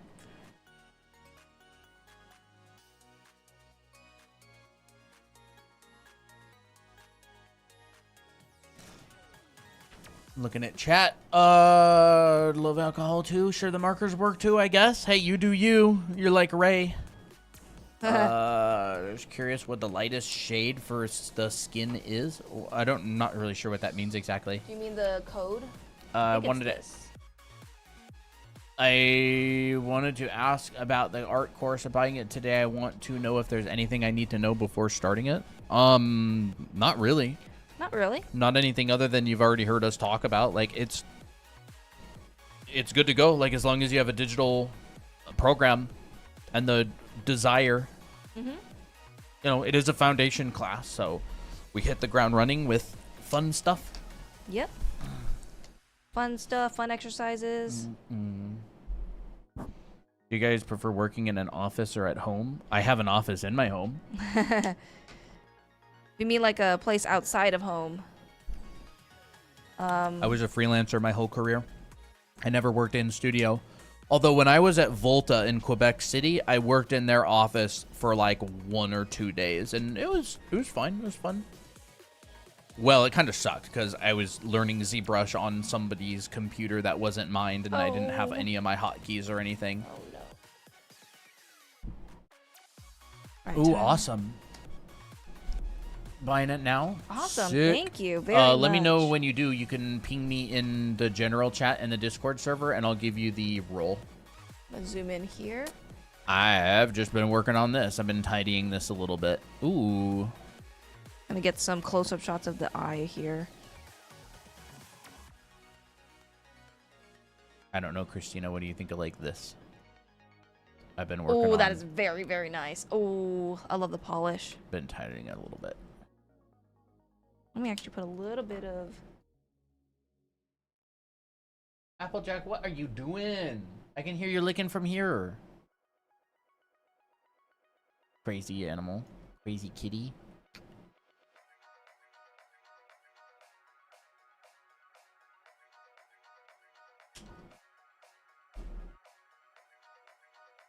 Crazy kitty. Oh my gosh, these markers work so nice. I love them.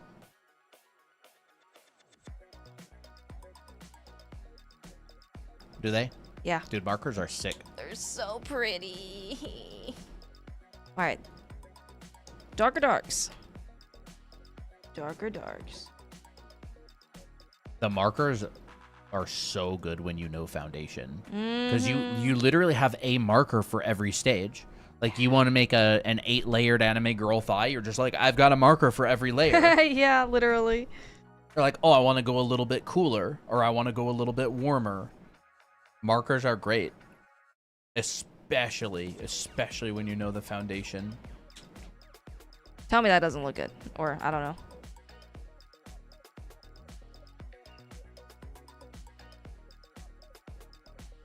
Maybe I'll make the highlights in here a little bit darker. There we go. What markers are those? They are Ohuhu markers. Ohuhu markers. Ohuhu. They sent us this set of markers for free and asked us to try them out. Yep. As you can see here, trying them out. What is this color? Okay, that works. Wait, no. I find that markers I tend to get a little bit safe with. Like, I find it safer to work with light to dark because dark is like too much sometimes if I don't know what color I'm working with. So like I'm gonna go with something like this. That works good. There we go. Her eyebrows are probably gonna be no. To do that.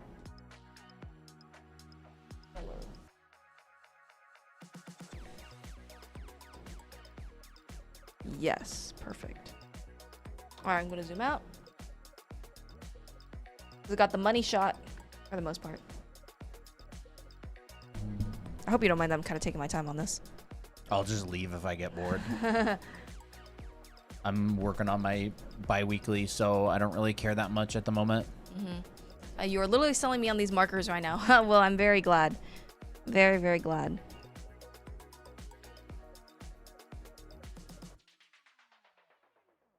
Actually, I'm gonna work with something a little bit different.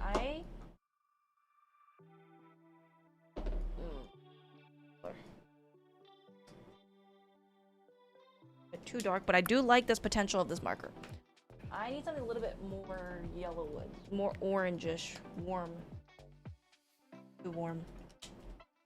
Use this for now. Oh, Lau, you want to know something? Know something, huh? Kuno does all of his thumbnails with a mouse.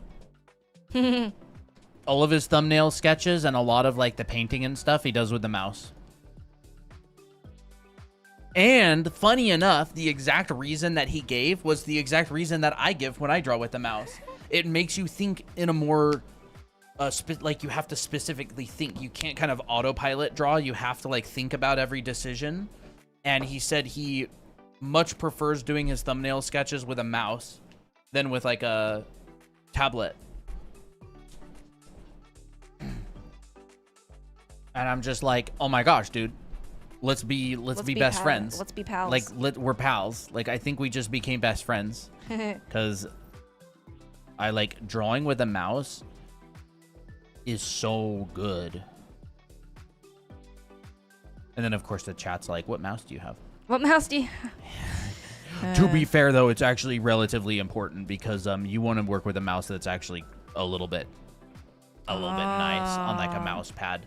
I have a much harder time drawing with the mouse on the laptop setup on the table. Yeah. Oh, okay. Because it just doesn't slide on the table very well. But this mouse pad, it works really nice. So. A loud mouse pad. Yeah, some of his speed paint saved. Yeah, in the class he has like 30-minute full. I think they're on his Patreon. He said, but he posted like full speed paints of his illustrations and stuff. So I know that her hair isn't this blonde, it isn't like this color of tone, but I kind of want something like an underpainting to show, just have some of like the color peek through. You draw with a mouse, does it squeak a lot when you use it? Oh, absolutely. It's funny. Do you use the lower DPI for your mouse when drawing with it? No, I just have the same. I don't even know what the DPI is. It's not fast. It's not like, if it were slower, I would just draw smaller. I paint all the time with a mouse. This is no secret. A bunch of you guys who are regulars know this, but I paint a lot with the mouse. Sometimes exclusively. Yeah, I'll do almost whole paintings. I'll go into mouse mode.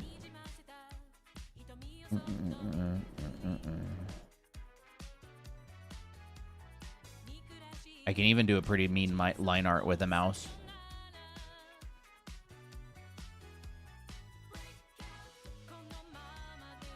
Or if I had this as a kid, I would be doing art every single day. You did art every single day? Well, even more intensely every single day. I'd be like making so many illustrations like just with these markers.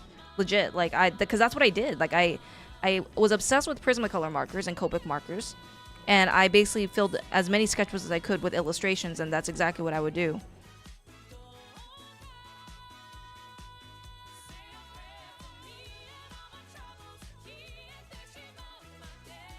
And I love this brush tip. Dude, the brush tips are goated. I hate those like stiff ones, like the little nubs. I hate those. Like there's a time and place for them, but I don't really like them either. They're okay for like writing or something. Yeah, like they're better for writing. All right, time to test my theory. Okay, I'm gonna use this light gold.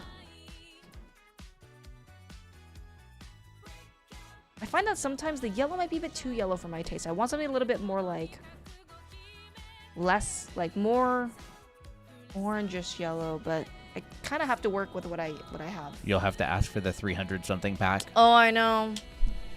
Yeah. Okay, I got the art course. Oh, awesome. Oh, awesome. Yay. Really appreciate it. Yeah, congrats. Congrats. That's going to be really fun. Well, I'm just going to work with what I have. It still looks good. It's just I just think it's a bit too powerful, the yellow.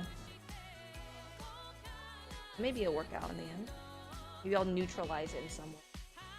Color theory time, you know?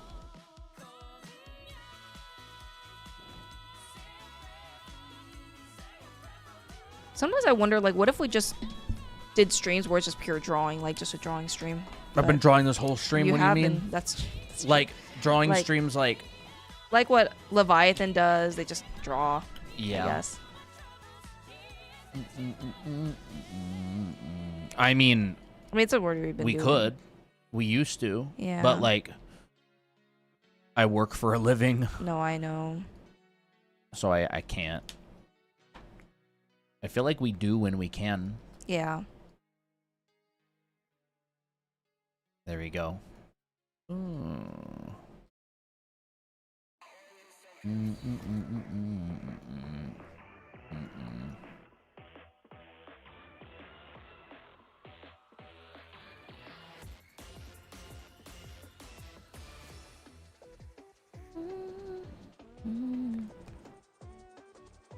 A lot of what we do, we just can't do live, like on stream.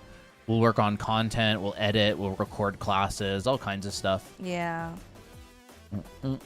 And then when I'm doing practice, I'm locked in. Like if I watch a class, I'm locked in. I'm not gonna stream me watching a class. Wouldn't that just be called pirating? No. No. I guess if you're not showing it. Yeah, I mean, I could just watch a class and not show anything from the class. I just would never talk to chat.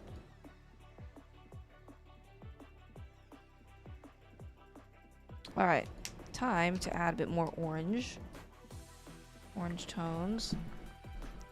Battle music. Did I have to give you something? Ping me in the general chat in the Discord server, and I'll give you the role. Mm-hmm. You better have used the coupon. Yeah, you better. I really hope you did. Yes. Awesome.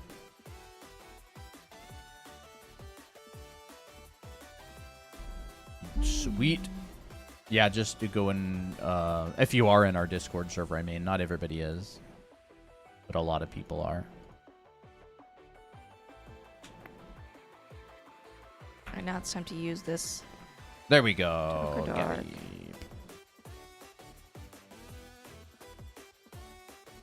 There you go, Gabby. Now let me go over here.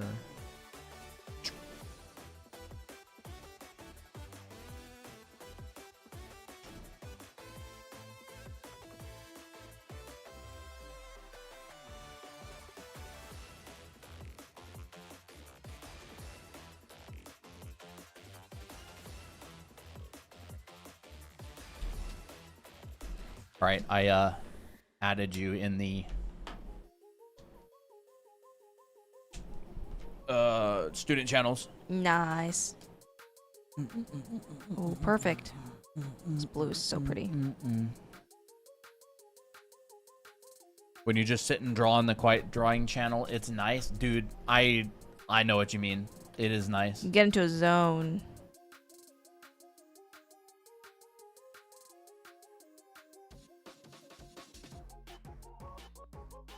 Love how vibrant these colors are.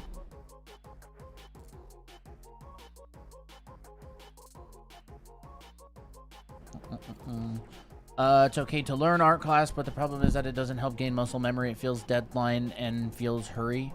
I know what you mean. I feel like when I was going to art center, it felt like everything was so fast paced that you just didn't have time to absorb. But like, class is fine. Class gives you information. The improvement comes from practice. Like, doing the homework, getting it done, doing the exercises, that's where improvement comes from. It's like, you don't get fit by watching someone work out. You learn how to not hurt yourself, and then you go do it yourself, and that's actually when you get fit. Like, you break down those muscles and they build back. And you just do it a lot. Do it a lot. Baby Jack? Baby Jack. What is this color? Yes, I needed this blue. I'm not particularly that interested in doing pixel art. I did a little bit when I was in high school. Little bit. I don't think I've ever done pixel art.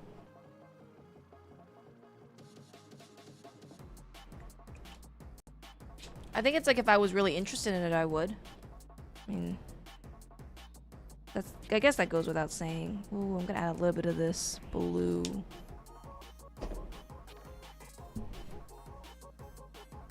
Let's do a warm gray. Let's see how warm this gray. Ooh, it's too dark.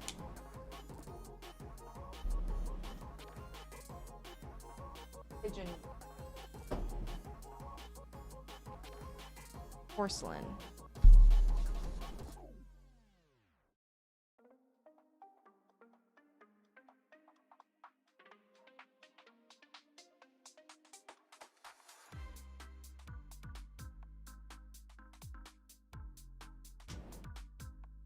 I actually need this.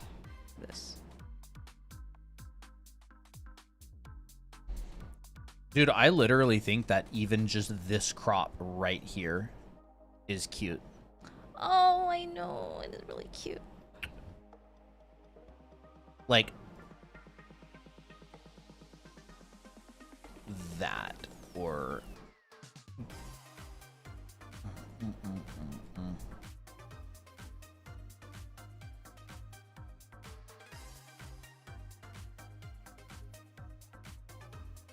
what about like an ultra wide?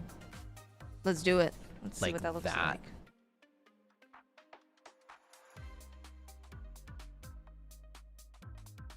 Like this shot?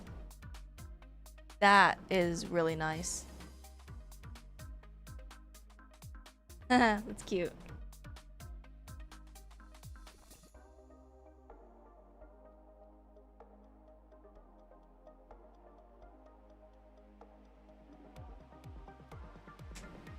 Oh yes, she has pearls in here too. Fun.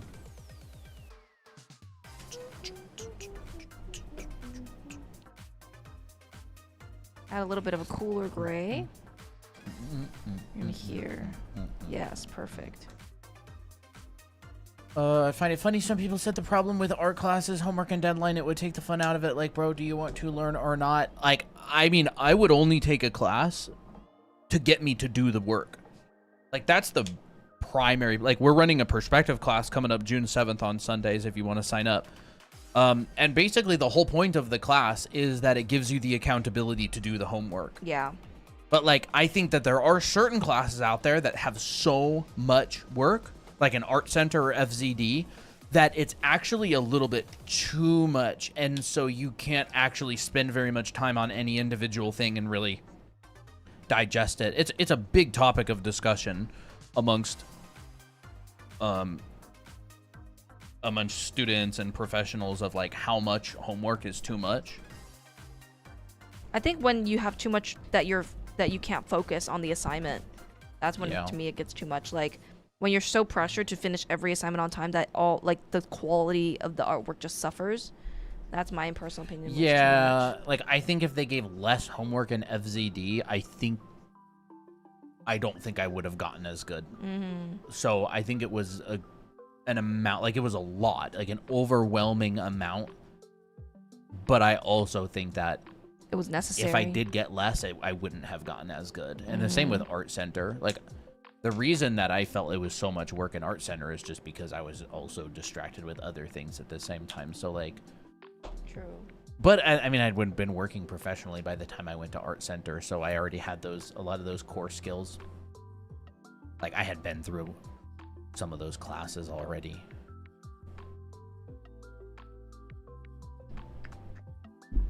I used to love watching FZD back in the day. Yeah, it was good. Feng was a great teacher. I was a student in FZD back in 2015 and 16. It was good. We had a really strong class with really good artists. So we had a graduation show and it was a lot of fun. I still have like graduation show pictures. I don't know if I've really shown them on stream before. Ooh, lore? Oh, I might have them on my Facebook, so people who are weird and have stalked me probably have seen them. Probably a lot of people here, honestly. Weird. Yeah. Not the call out. I remember this. So if you've already seen these, you're weird.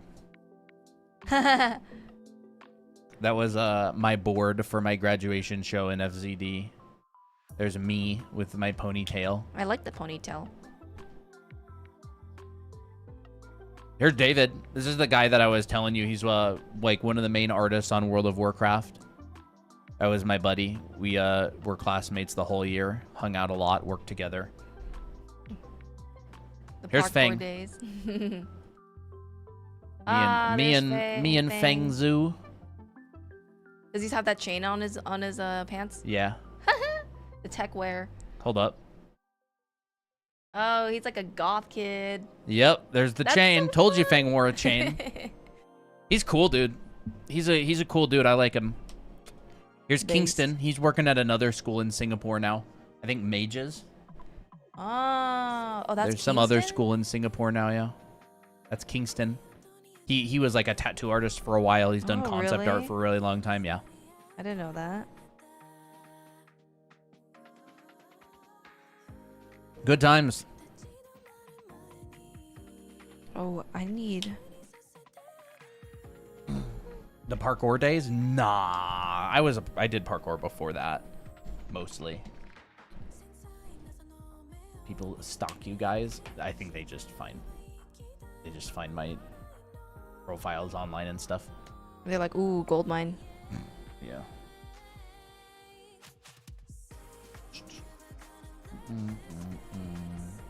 I don't even know if I actually have those. I don't have a lot of these posted anywhere. They're just on my phone.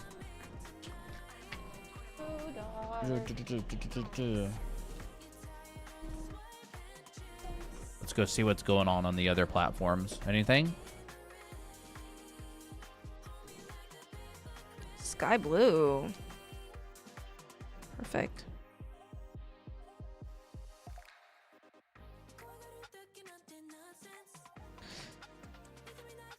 Dang, we're about to hit our first 1 million view video on Instagram. That's pretty cool.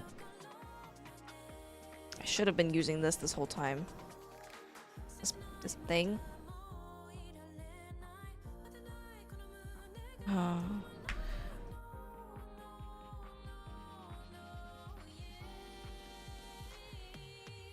Well, that's much better now. I don't have to worry about getting marker on the other pages.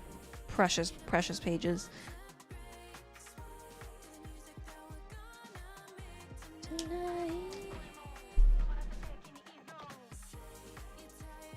Now I need to catch up on streaks.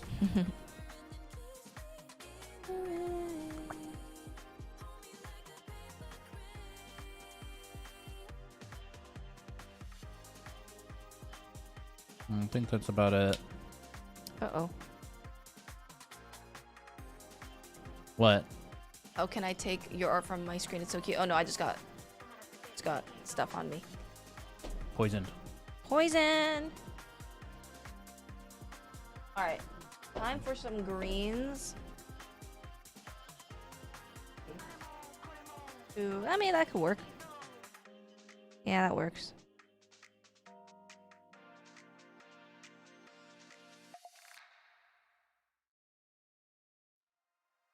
I think what I'll do instead is I'll find a light green. And then I'll use that to color on top. That's too... I guess that works. Cooler tones work. Let me see what this warmer green does.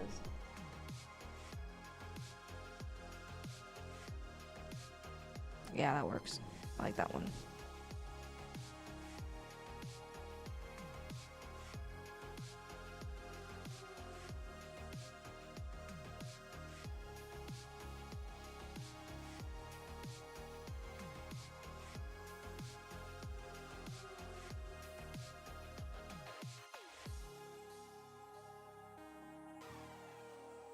Do not use a board. I actually do. This thing right here. Yeah, it came with it. It came with it. This is technically only for like very thin paper, but I already had a bit of an accident right here. Just a tiny bit. So I'm like, you know what? I don't know where the thing is, and then I found it, and I'm like, okay, I'm using it now. But actually, surprisingly, the marker doesn't even show up on the other page. Like, look, there's nothing. All this, and there's nothing on the back, which actually, I mean, that's the purpose of marker paper, right? Really nice. Something is back in there. I don't want it there.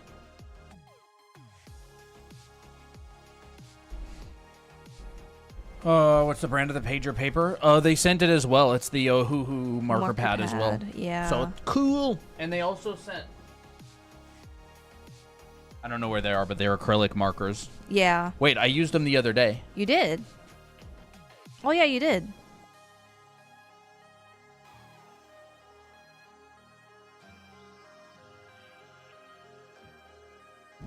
Okay, there's the green.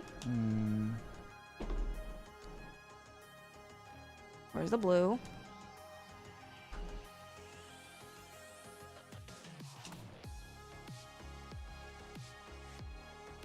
There is my lightest blue. I guess I'll use this. No, I guess I'll use this instead. And then I'll just layer it. That's better.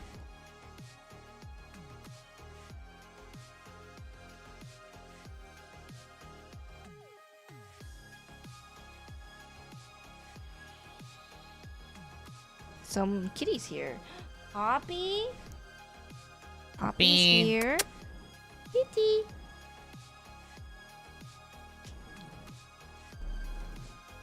All right, now I'm gonna use this.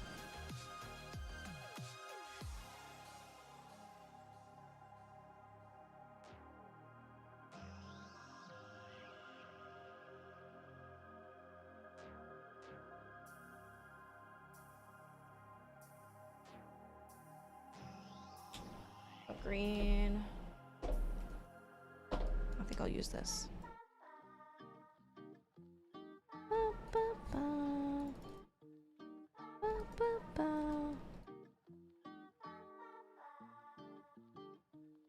Genuinely impressed with these set of markers. Like, legit. I wonder if they have refills. I wonder if they do. Because that would be great to have.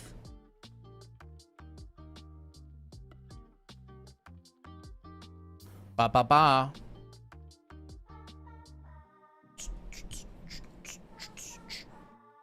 Alright, so now all that's left is the cream white roses. Which I don't really have a color for that, unfortunately. So I might have to just, like, use a different color. Let's see if this one works. This is like a lime green, but... No, I don't think I'll use this. I think I'll just use, like, a light gray. This will work. Vintage pale green. Let's see. Oh, yeah, that actually works. I have a little bit of undertone here.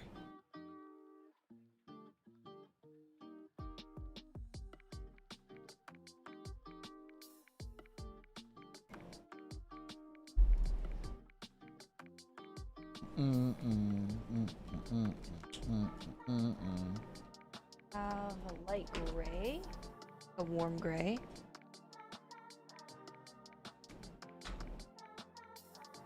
Yeah, we'll do that.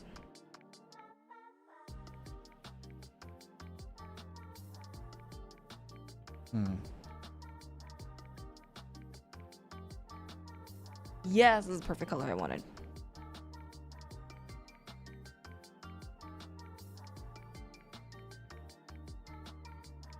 I feel like ever since I started learning better color theory and understanding that like color temperatures and relationships are so important, I've been being more daring with using different colors in like traditional stuff. I'll be like underlaying colors that will pop up later, so you're like, ooh, that looks interesting. This green plus this, I don't know, this brownish cream white thingy. Hold up, so you're telling me that fundamentals actually gives you more freedom, not less? You know, that's a very, yes, exactly. That's crazy. I never would have guessed. That is so true.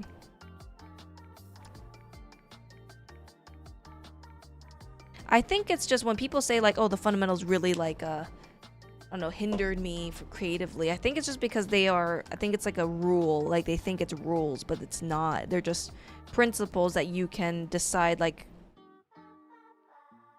how to make something better or more interesting. I get it though. In love with this bouquet. All right. Now all that's left is to add some kind of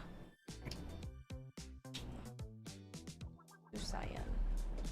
I'll add some flower petals.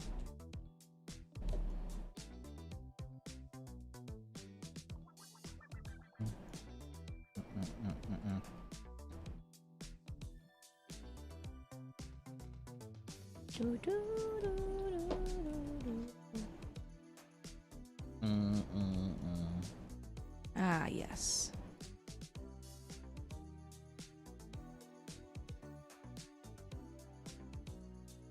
In fact, I might even add a little bit of this cool tone in the shadows in here to neutralize the brightness.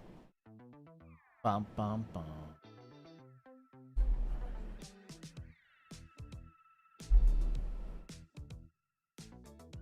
But I'm nearly done with this piece. Honestly, really, really happy with it.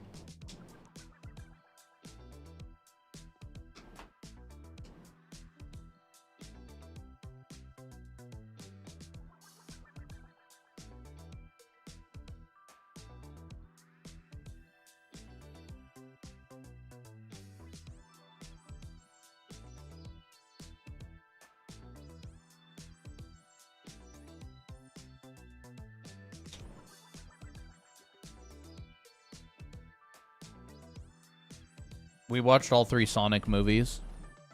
Didn't we? It was good. It was good. I surprisingly liked all 3 of them a lot. Movie number 3 was really funny. Genuinely very funny.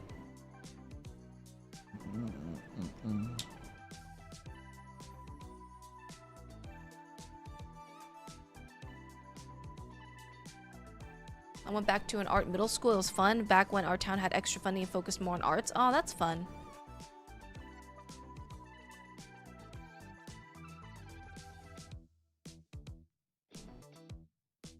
Okay, I want a few more things. They were so good. I'm not a Sonic fan, but enjoyed it. Yeah, like, I don't know almost anything about Sonic. I really enjoyed them. I thought the Minecraft movie was funny. It took itself way less seriously than, like, almost any movie I've ever seen. I can't remember all these colors. That's the only thing, is like, when it comes to so many colors, and not the only downside is these colors actually appear darker than they actually are advertised. Which, I don't know how I feel about it. I just have to, like, know the swatches. That's how gouache works as well. It'll go down lighter and then darken, or it'll go down darker and then lighten. Yeah. I think it's just something to keep in mind. Yeah.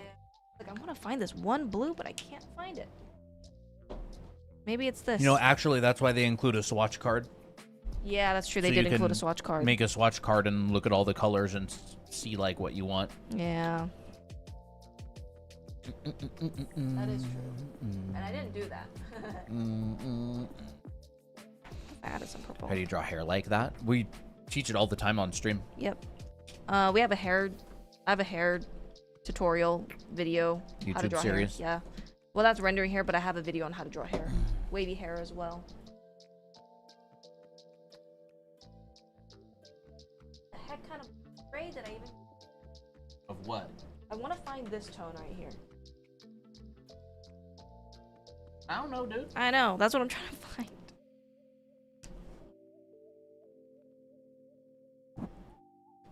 Done that. I have a feeling it's probably one of these grays. Bam, bam, bam, bam, bam, bam, bam, bam. Close. That is not close at all.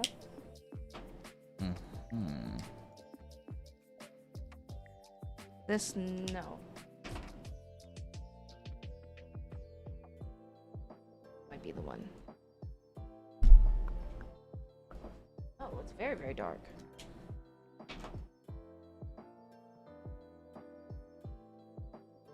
Silver cloud. Maybe it does lighten lighter than it puts on or something.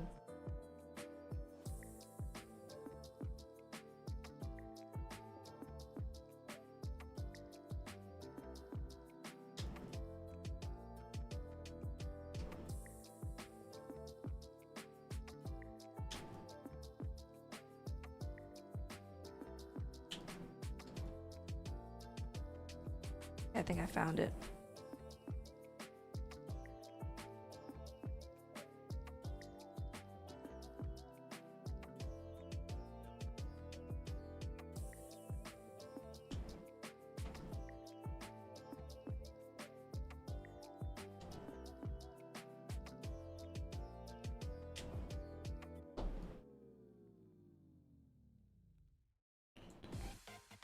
Sugar cane. Yum. Very green. I had a lot of sugarcane drinks when I was I'll use when I was in Singapore. Oh, really? Nice. Yeah, they have like the little vendors and stuff. Yummy. I'll use some of the sugar cane. That's actually really good for this. What I want to do.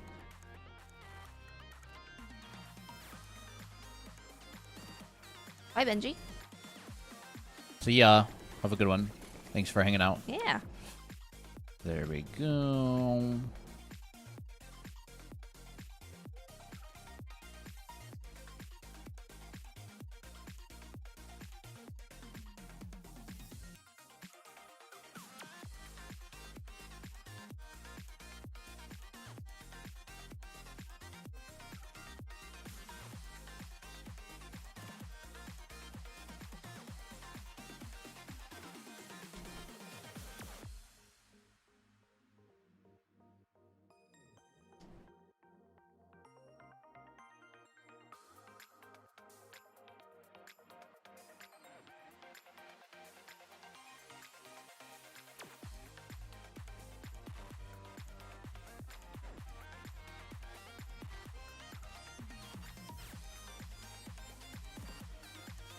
Definitely needs some darkness here.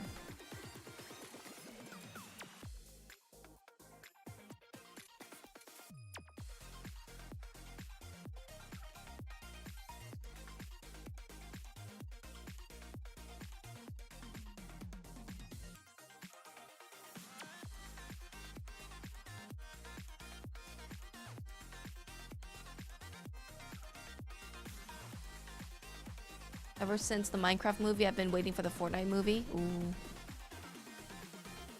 Still waiting for the latest movie to be on Netflix. I wonder when the fourth Sonic movie is gonna come out. I was really excited when I saw Amy on the end screen, or on the end scene.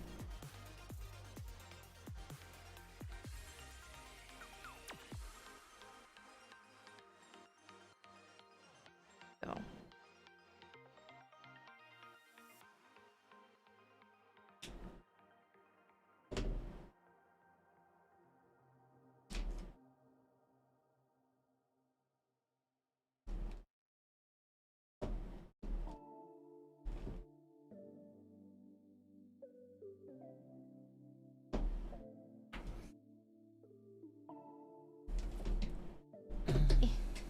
I think I am actually done with this illustration.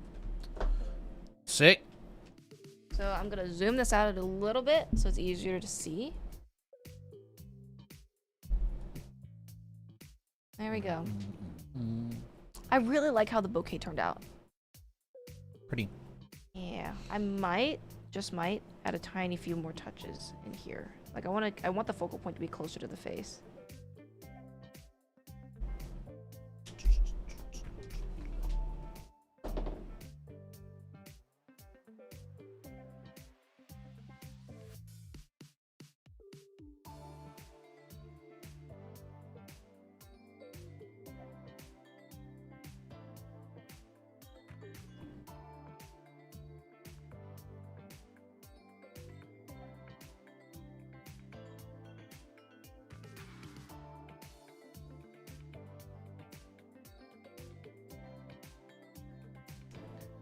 Yeah, I think it definitely needs a little bit more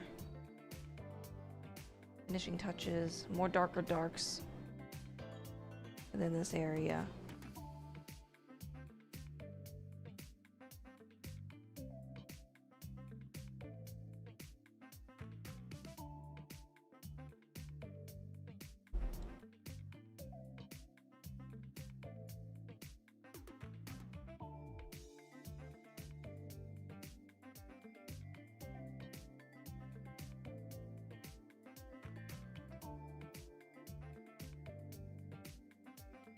Needs more.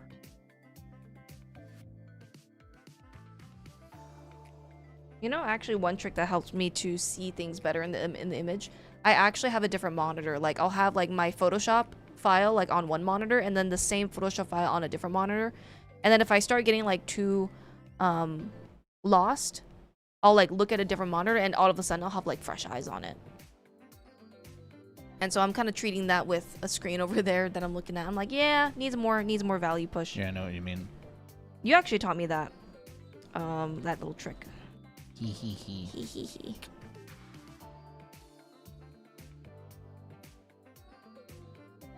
And actually, that's how a lot of time I check my values that way too. Yeah, it's really useful. Mm-hmm.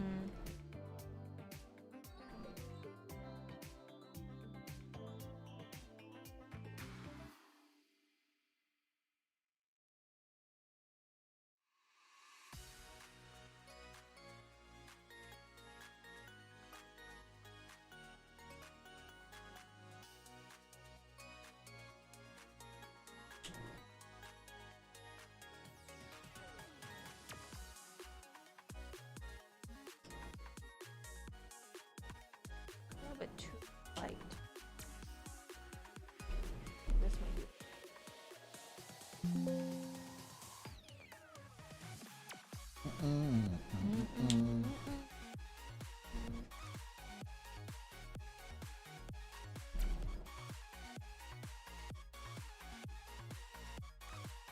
Light gold. Okay, I need some of that.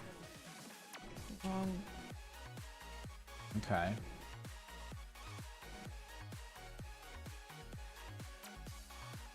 I feel kitty. Probably Toby. Probably is.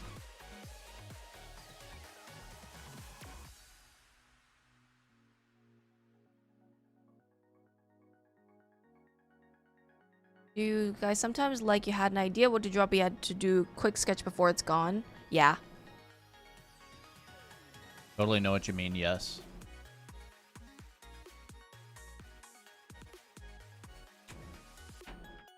Yeah, there'll just be times where you're like, "Ooh, I have like a vision." You have a vision, and you're like, I have to do this. Get it gotta, down. gotta sketch this out really quick.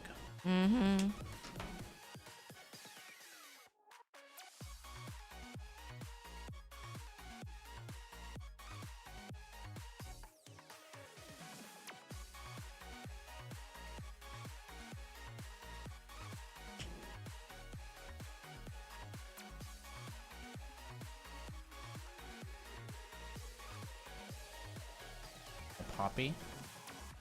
Bobby?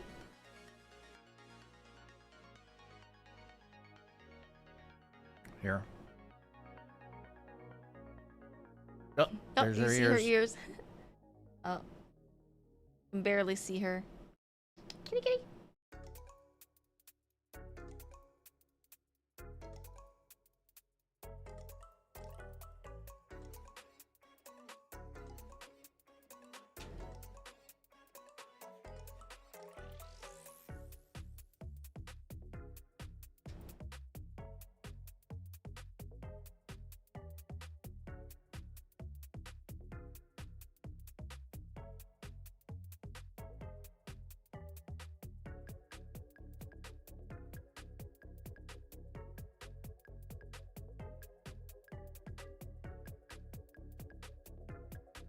Okay. Ba-ba-ba-ba.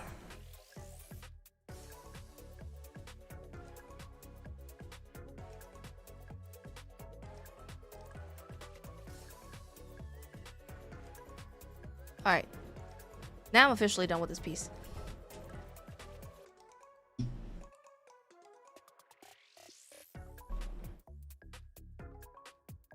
This is very nice. Thank you. Looking good. Can I put this? Me too.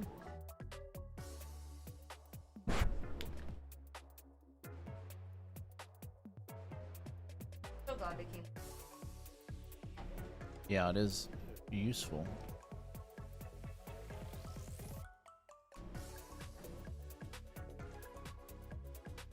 Du-du-du-du.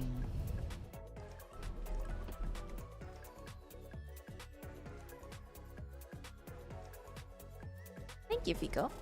How many cats do you have? 3, surprisingly.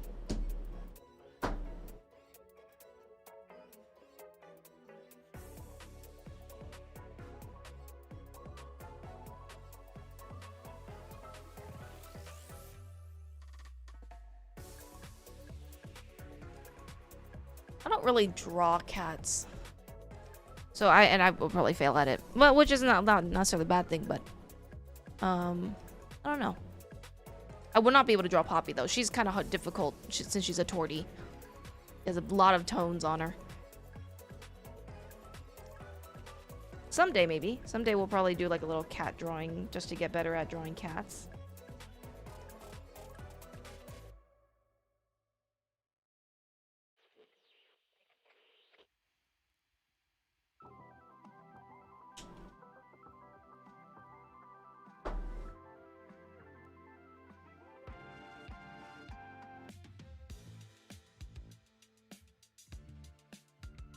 I think what I need.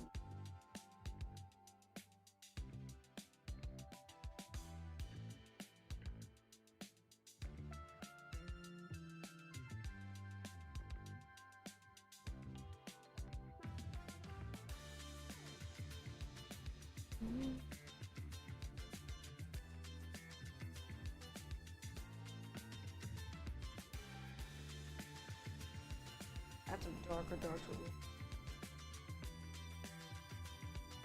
I keep saying I'm done with this, but there's always like some little tiny thing to add. Hey, don't bother me. I made a lot of progress on my weekly today. Oh, that's good. You'll be able to get it in time, huh? Yeah, I could honestly turn it in now, and I'd be okay with it. Oh, nice. It's not done, but it's done enough. It's yeah. Is that a quality that you like it enough?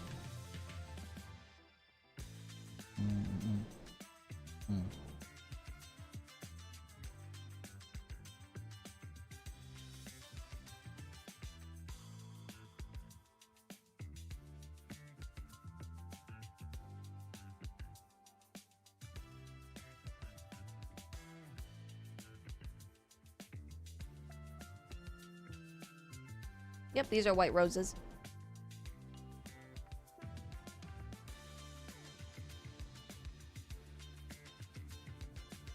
I added a hint of green in there because sometimes I'll notice with white roses they will have some like green in the very bottoms.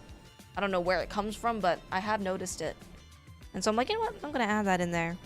Tint of green.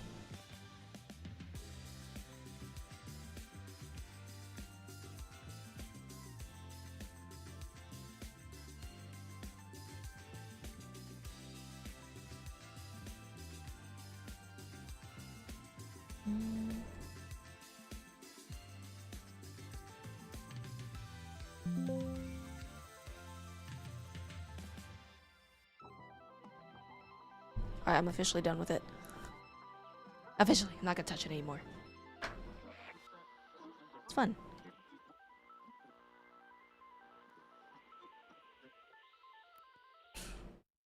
Yes, it is done. I'll probably be able to use it for the short. Yeah.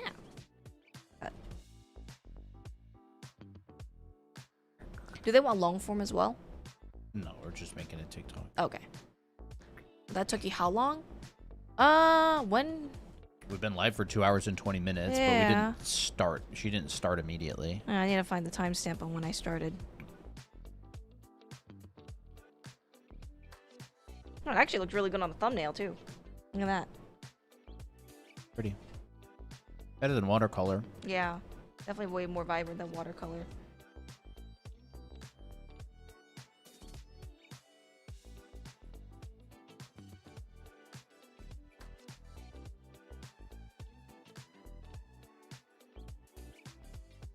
Well, I technically started drawing it digitally.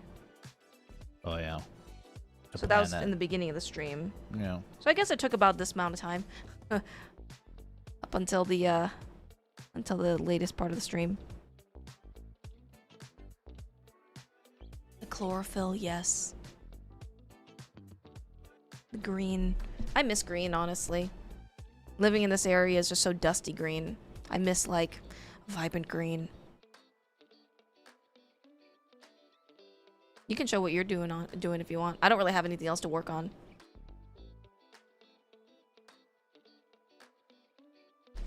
Other than cleaning up. Cleaning up.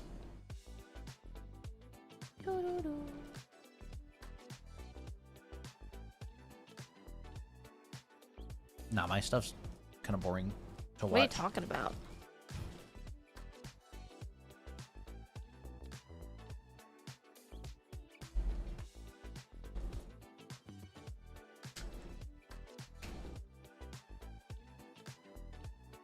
I got some progress on my bi-weekly as well.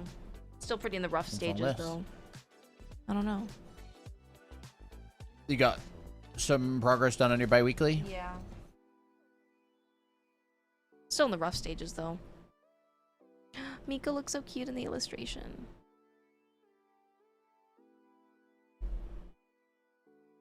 Yeah, this is what I've been working on.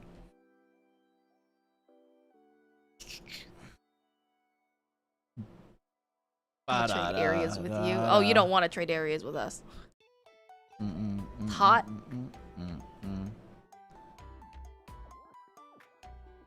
Although I used to come from a more humid place. And actually, the only one thing I do like about a drier environment is that I don't get bronchitis that much when I get sick. Back when I was back at home, the humidity I think caused my bronchitis. It was horrible. So bad. Baby Miki, yeah. Yeah, I've just been kind of cleaning this up as time goes. I actually kind of like this shot right here. Yeah. Like, it can even be like a vertical shot. This as its own composition, I think is pretty strong. Oh yeah, vertical looks really good. I think it's a pretty fun little shot, just like Abby and Miki like battling it out. But yeah, that's what I'm working on.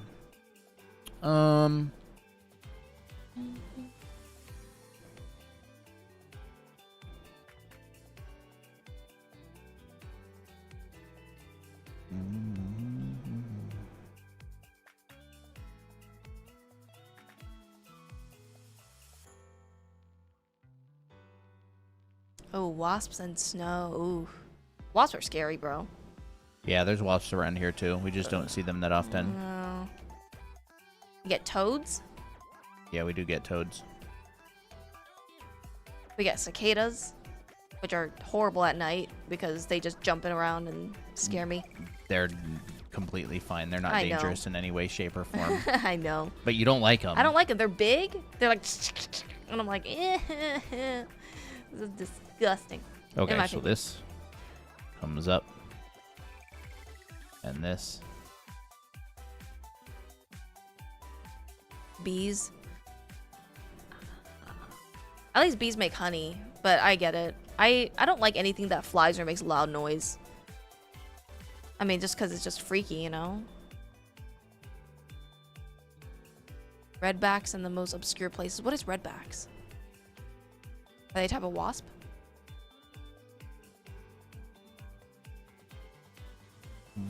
You know, I was even thinking maybe I'll have like a hint of the You're a genius. of the other Spiders. shirt down here in the shadow. So like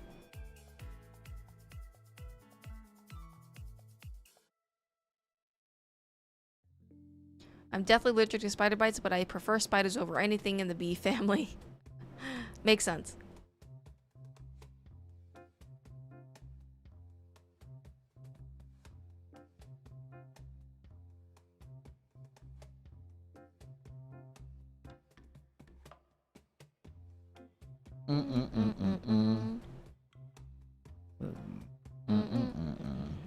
Okay. I love like Abby's tomboyish fashion. Very cute.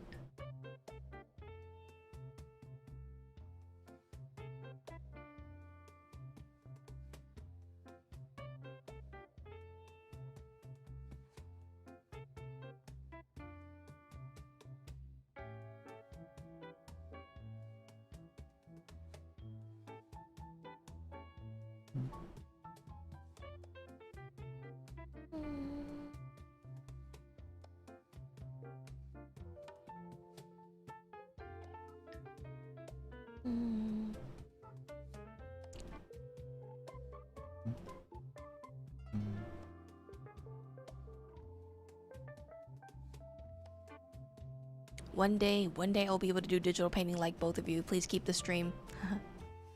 I think you will. Streaming's not gonna get you there. You gotta practice. True. A lot. But you can definitely do it. Mm-hmm. Take an oil painting class. Yep. Take an oil painting class with a, well, assuming you have good teachers, but doing that actually helped me with my digital painting way more. Yeah, take an oil painting class with a pro. Mm-hmm. That'll help a lot. I just have to paint all this line work because I'm pretty much just working on like a single like top layer. Like pretty much just one layer. Like this. Ooh, wow. That I love the clarity. Detail it out a in little there. bit. This is like a big detail layer. Mm-hmm. Oh, I love the subsurface. Bottom planes getting hit. This one. Yeah. And this. Big difference. I'm gonna need to add more, maybe rework parts of her head and face and stuff, but I like this little, that little area right there. I think it's fun. Wait. Didn't you already paint that? There we go. Ooh, I love the carpet too. Bro, this makes me want pizza.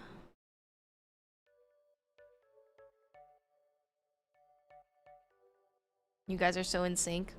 Well, being married for what? Almost 6 years now? Yeah. Pretty. Sometimes we finish each other's sentences, although I finish them pretty incorrectly. Oh, brother. It's true. We It's true. both finish. Yeah. We read each other's minds when it comes to what we want to eat. Yeah. Stinking hungry right now, though. I'm not gonna lie. But you're just on a roll with this piece. Okay, so this is the N64. I was thinking of moving it over, or I'm not really sure exactly. Make it a more clear angle. Maybe. One of the games that I wish I played was the older Animal Crossing back on the N64. I never had one. I didn't know it existed at the time. But I heard that like the dialogue was really hilarious. I'm just not sure exactly. Maybe I'll have to like move her cable or something. This has like a plug. This. And then this one up here, like there's going to have to be a plug. A cable that goes all the way here. Yeah, I had Charges Heroes, like a plastic army man game. Battle Tanks Global Assault. Ooh, nice wiggle. Battle Tanks Global Assault, I played a lot. I played this one helicopter game, a couple of them. Does anybody remember Miniclip? I don't know. You should get an some online. chips on there. It was like an online game. Or an online website to play like flash games and stuff. Chips, huh? Miniclip. Y'all definitely remember that, right? I think I had one like e-games or something. I don't exactly remember. They had flash games on there.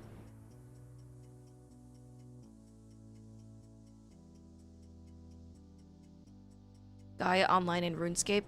RuneScape, dude. RuneScape's super popular right now. I still watch Settled. Doc Johnson. But I don't play any RuneScape. It's too much of a... I'd rather invest my grind time into IRL stuff. I really like RuneScape, though. It's super, super nostalgic.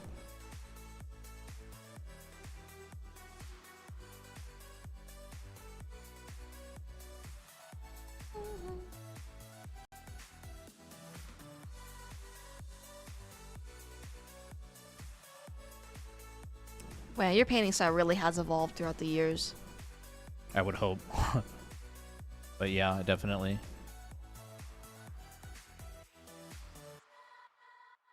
Can't you believe you're actually painting characters in the environments? Been working hard to get there. Yeah. I'm happy that I'm able to make something that doesn't look like an abomination. It's definitely been a I've been studying with your book. I really like it. Awesome. Awesome. I'm having a hard time finding motivation to finish my room drawing. Well, that will be something you have to find within yourself. Yeah. I mean, I don't think it's good to rely on motivation 100% of the time. Like, a lot of the time, I'll make myself start, and then I'll just get in the groove, and I won't want to stop. Yeah. That's... With this drawing, I really, really didn't want to start this room drawing, but now it's like I can't. Like, I'm addicted to continuing it. Like, I find that, you know, you jump on the propeller to get it to start, and then once it starts, it keeps spinning. And then occasionally you need to jump on it, but not all the time.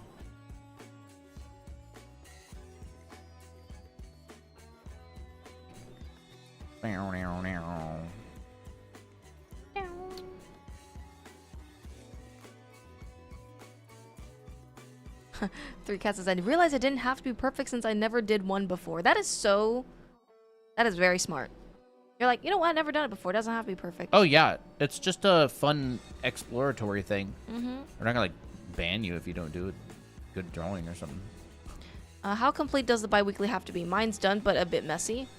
It's up to you. It's up to You're you. the one who's making it. Yeah. So, If you tried hard on it, you know, that's fine. yeah. Hey, if you didn't do it in, like, 5 minutes in a really lazy way, then there's no, like, minimum requirement. Yeah.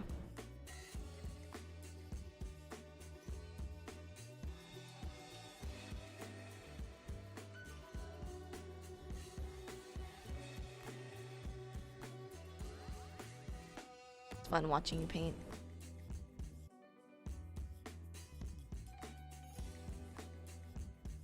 What if Jake was kind of like by the door?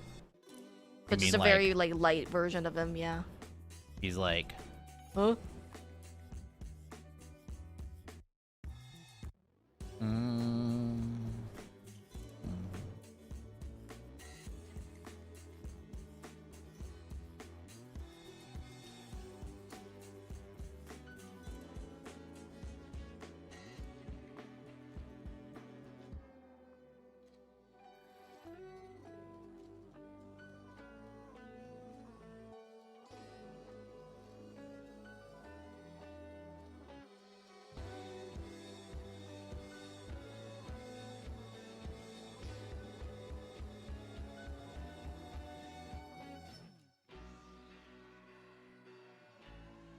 Like, if I make myself start drawing, I generally start enjoying it within a very short period of time. Mm-hmm. And if I don't, then I don't have to keep going. That's like, for me, like, I have a duty to start, but I don't have a duty to keep going. If it just doesn't work, like, I'll go to bed and I'll have my duty to start again tomorrow. Mm-hmm. But I don't need to finish.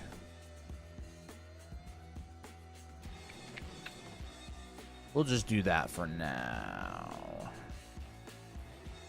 I'm finding that a lot of it is just resolving things. You're like, oh, this doesn't feel very clear. I gotta resolve that. That's like plussing. That's what people have. That's why people's line works, the sketches look better than their final line works, is because like they don't really resolve anything. They just trace it and do exactly what they started. Like they don't finish anything. They don't resolve anything. Like if, you know, like if I wanted to resolve this poster more, how would I do that? Like, okay, maybe I'd fix the perspective a bit. Maybe I'd imply something like written on it, or like a border up here. Oh, yeah. Like maybe there's an image right here. Maybe there's some like text right there. Maybe there's some text, another little image. See, it's like there's something there. Maybe there's like a little bit of ambient occlusion behind the paper. It's the same with line work. Like I don't really think about painting and line work as all that different. I draw and I paint. Like I just added a line around that. You can see some things in my painting have line work and other things don't. Mm-hmm.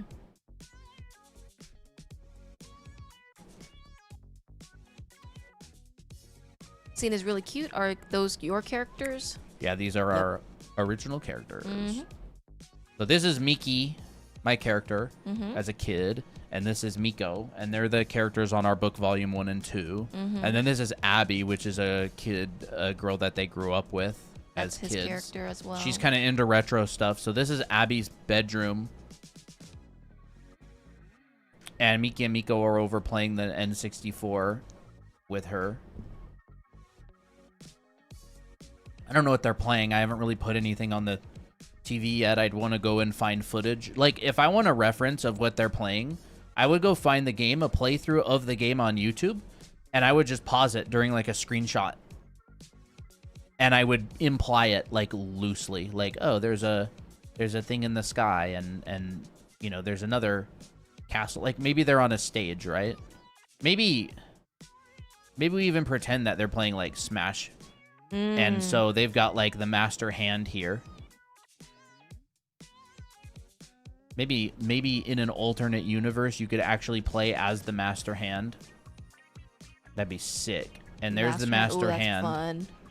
And then here's, like, Miki's the master hand. And Abby and Miko She's like, oh, I'm gonna get you. are like Captain Falcon and Link. Oh, fun. Or something like that, right? These are like OGs, right? And I just make little stories in my mind, and I'm like, oh, they're in like an AU, right? My world. I can do what I want. Mm-hmm. And here's this stage. And here's the master hand, and maybe it's like, maybe the pinky actually. Like, what's up, but a flick? Comes up. I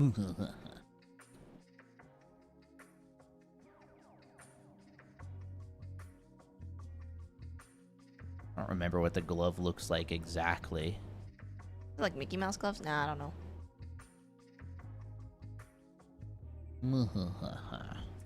There. Make it like a little bit brighter.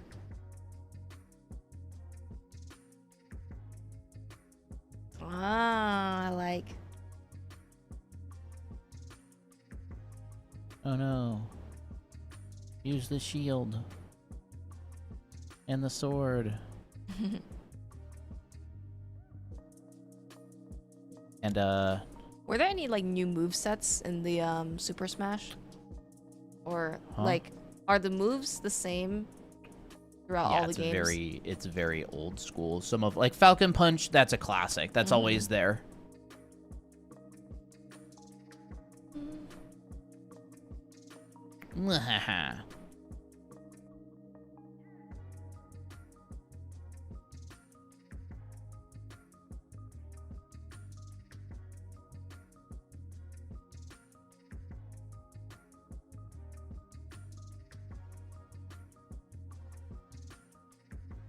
Yeah. All right. Oh, that's a good shot. So Miki plays the Master Hand in the alternate universe. This is what I love doing. Like, I love coming up with little stories. Like, I will live vicariously through my characters. It's probably... it's plenty healthy. I was going to be like, it's probably not very healthy.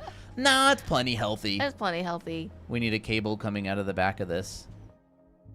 You know. They're drinking Pepsi. I mean, why not? I don't drink Pepsi. Pepsi and Coke? Yeah, probably just Pepsi. Well, I think it's like, it's fun to live vicariously as long as you're not like making them do what you want them. Like, I don't know how to say it. I don't know what the Pepsi logo looks like. I don't know. Looks like a blue It's and a red this. ball. Like, it's this, right? Yeah. But I don't know which one is red, white, and blue. Let me look. Secretary. Assuming.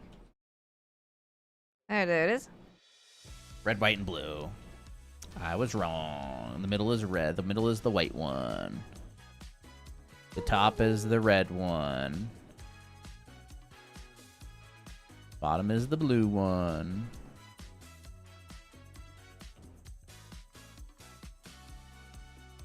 This is building visual library as well. Like, if you don't look up a reference, you won't learn either. So, like, next time I draw a Pepsi logo, I'll go, I remember.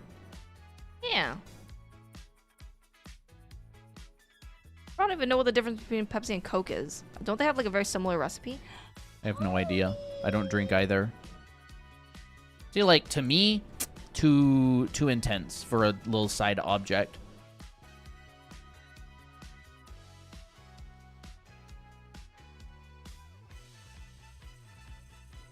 Kobe?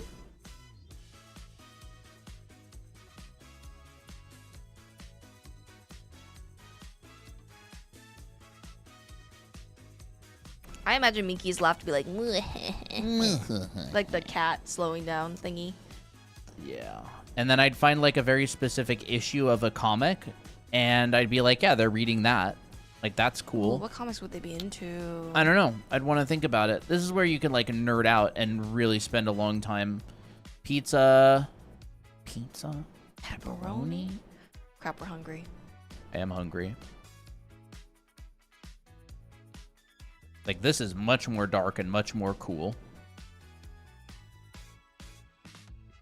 And this is going to be much more saturated.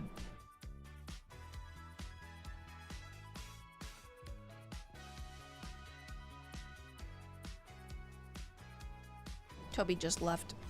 Uh-oh. He was about to jump somewhere, Traitor. and then he decided not to.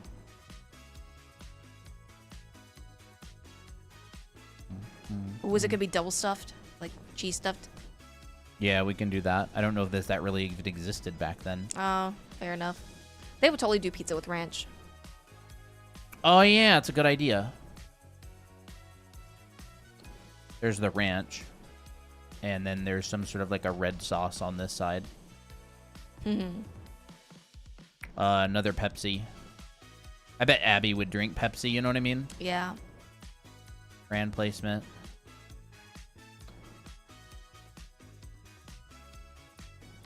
Guess what, chat? What? Now I know how to paint a Pepsi. Because I looked it up earlier. Christina looked it up for me. No, it's the opposite. What? Oh, yeah. Red, white, and blue. I'm out of my mind. There we go. I don't know how to make a Pepsi. White is in the middle. White is in the middle because that's where the word is. Okay, and it's on the word, and then the red is on the top. Yeah. Okay, I don't know how to paint a Pepsi. Very close enough. There we go. At least you got the right colors. Okay. Wait, that could be a Pepsi bottle. Like that. Wait. Well, it'd be big. It could be. I drew Miki drinking out of a shaken Pepsi bottle because she thought it'd be funny, but then she regretted it. It was a long time ago, though. So this is a big bottle. The cap's itty bitty. It's like this big. If it was a normal bottle, the cap would be like that. This is like a liter bottle. Blue cap. Blue Toby, you're thing back. that goes around it.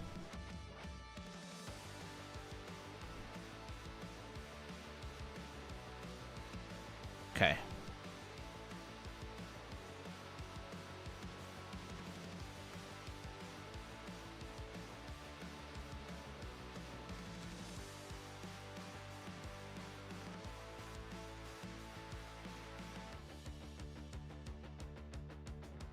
All right, fine. I'll refill your water too. He does have water. Not in the glass. Oh. Never refilled it.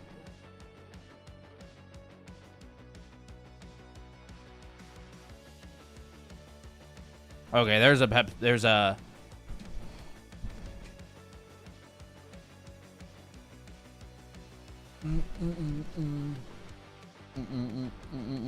No one stocks bottles and cans at the same time. Yeah, but they just went to the gas station before they came over here to play.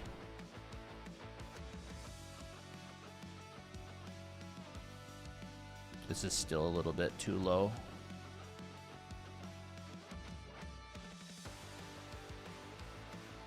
And I'm just gonna be lazy and steal that.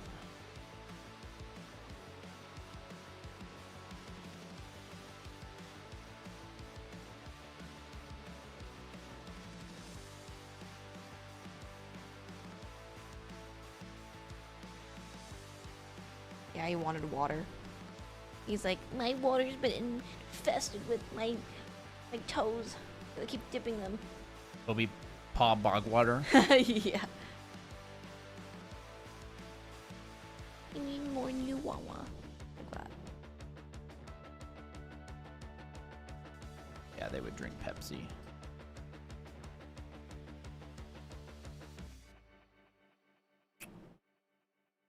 Enough. And as you add more, it just kind of gets continually more and more believable. But you got to make sure you're staying within your value range. Like this Pepsi is not a large value range. It's like a minor side character. It's a very big baseball. You gotta have a time in your childhood where you just like gamed and ate a bunch of junk food. You know.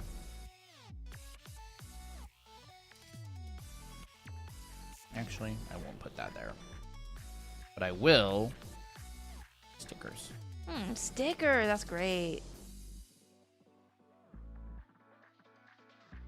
And I'm really just painting out a lot of this line work that I sketched in. And as I paint it, I'm not just painting, I'm refining and fixing. I'm fixing the perspective. I'm improving the design. I'm adjusting things. I'm plussing. Like I'm 100% modifying this in order to improve it. Like I'm going, okay, refine the curve of the skateboard.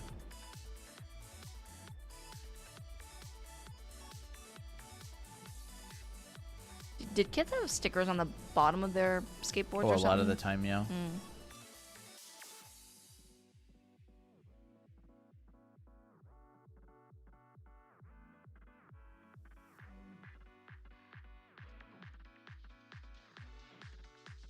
And I'm just painting a lot of this from memory. If I was in smarter, I would do what I did with the Pepsi and look for references. And so I would be building my visual library as I did a personal artwork. So it's like two birds with one stone. You like get better at the visual library while you work on personal art. So it's like you're turning your fun stuff into a study. That's a secret, chat. That's secret. Big secret right there. I'll say it again. If you use reference, you're doing personal work, and you're using personal work to also study. And it's like you're tricking your brain into studying. You're going, oh, what does a skateboard look like? Oh, what does this look like? Yeah.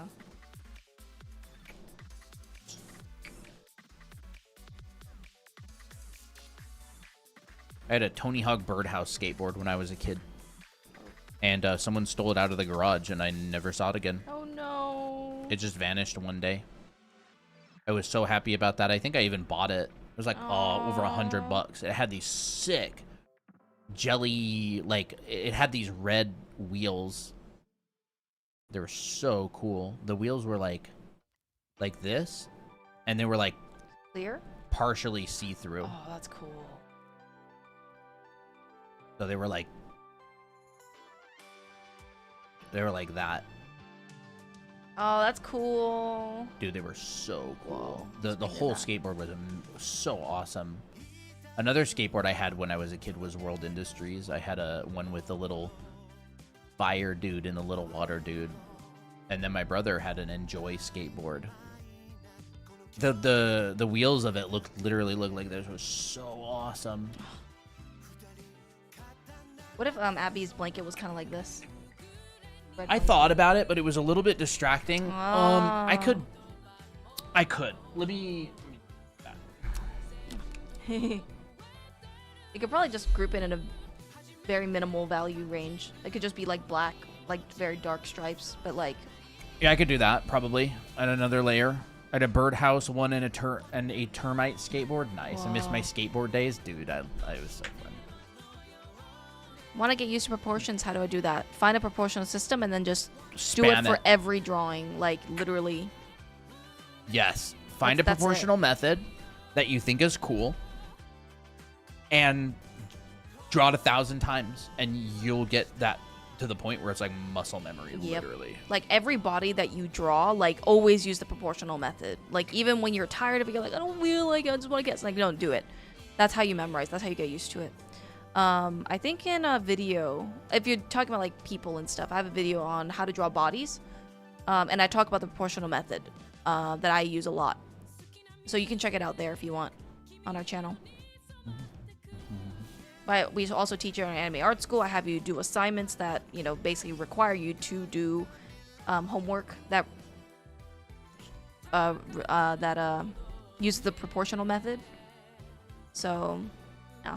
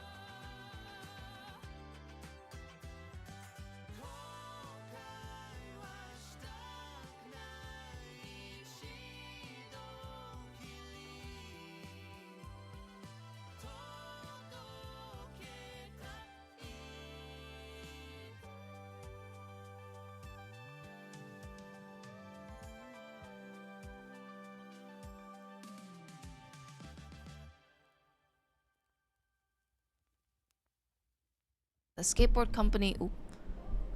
company called Hookups around that time had a bunch of decks and shirts with anime themed art. Do you remember those? No, I didn't really have a lot of anime themed stuff as a kid.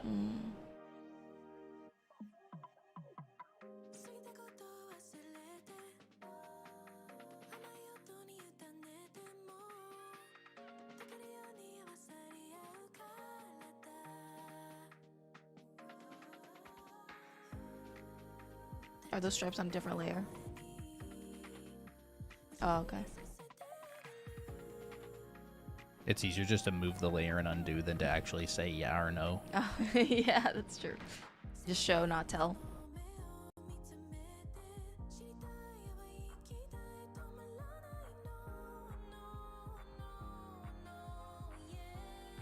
Cute. Works pretty good. Mm-hmm.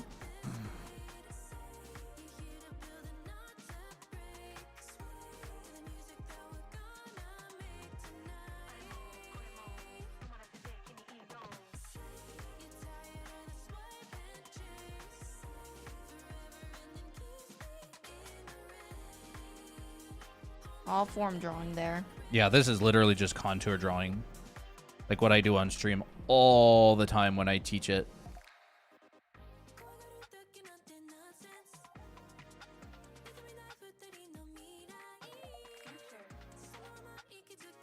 Can't wait to get to that level someday.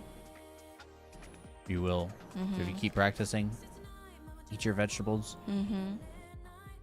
Do your exercises.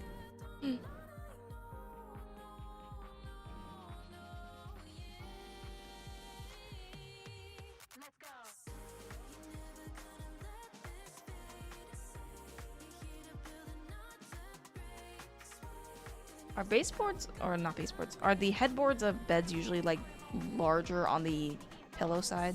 Yeah, I believe so. But at least from what I've seen when I draw beds.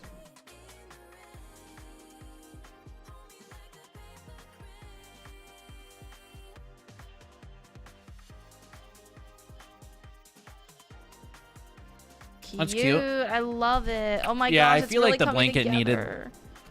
needed that. It just needed like a little bit of Extra texture. Yeah. See, there's our difference right there. To there.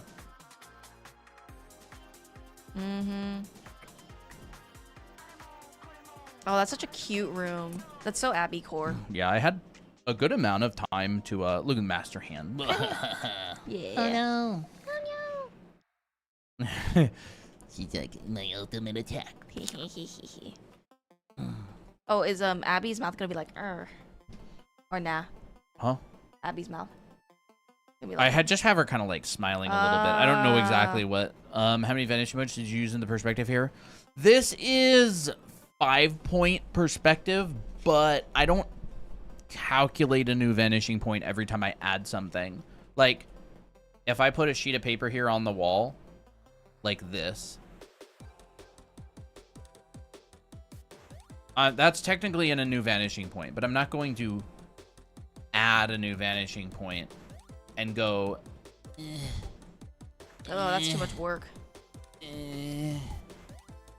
like, I'm not gonna do that because this is like the intuitive part of perspective. So I set up the perspective for the room on its own on an earlier sketch.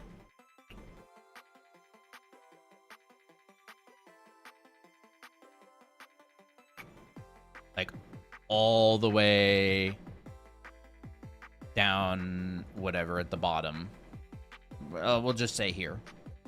I set up the perspective in here, and I just drew like a really quick grid and horizon line and stuff, like freehand. But all of the adjustments and stuff that I make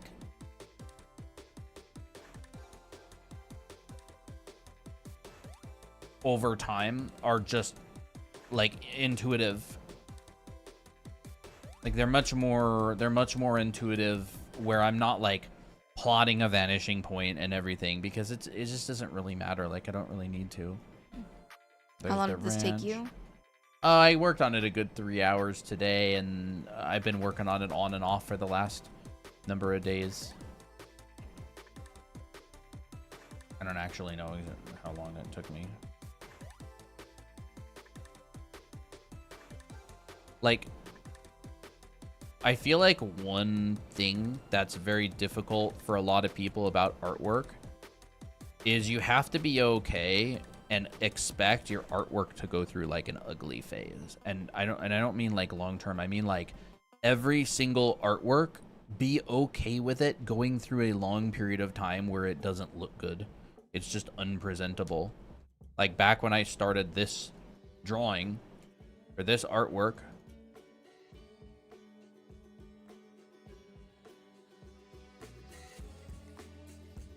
like this one's not super ugly, but the very, very first sketch that I did for this piece, I don't actually need that.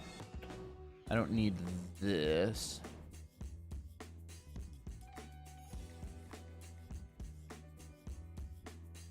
My very first sketch was this.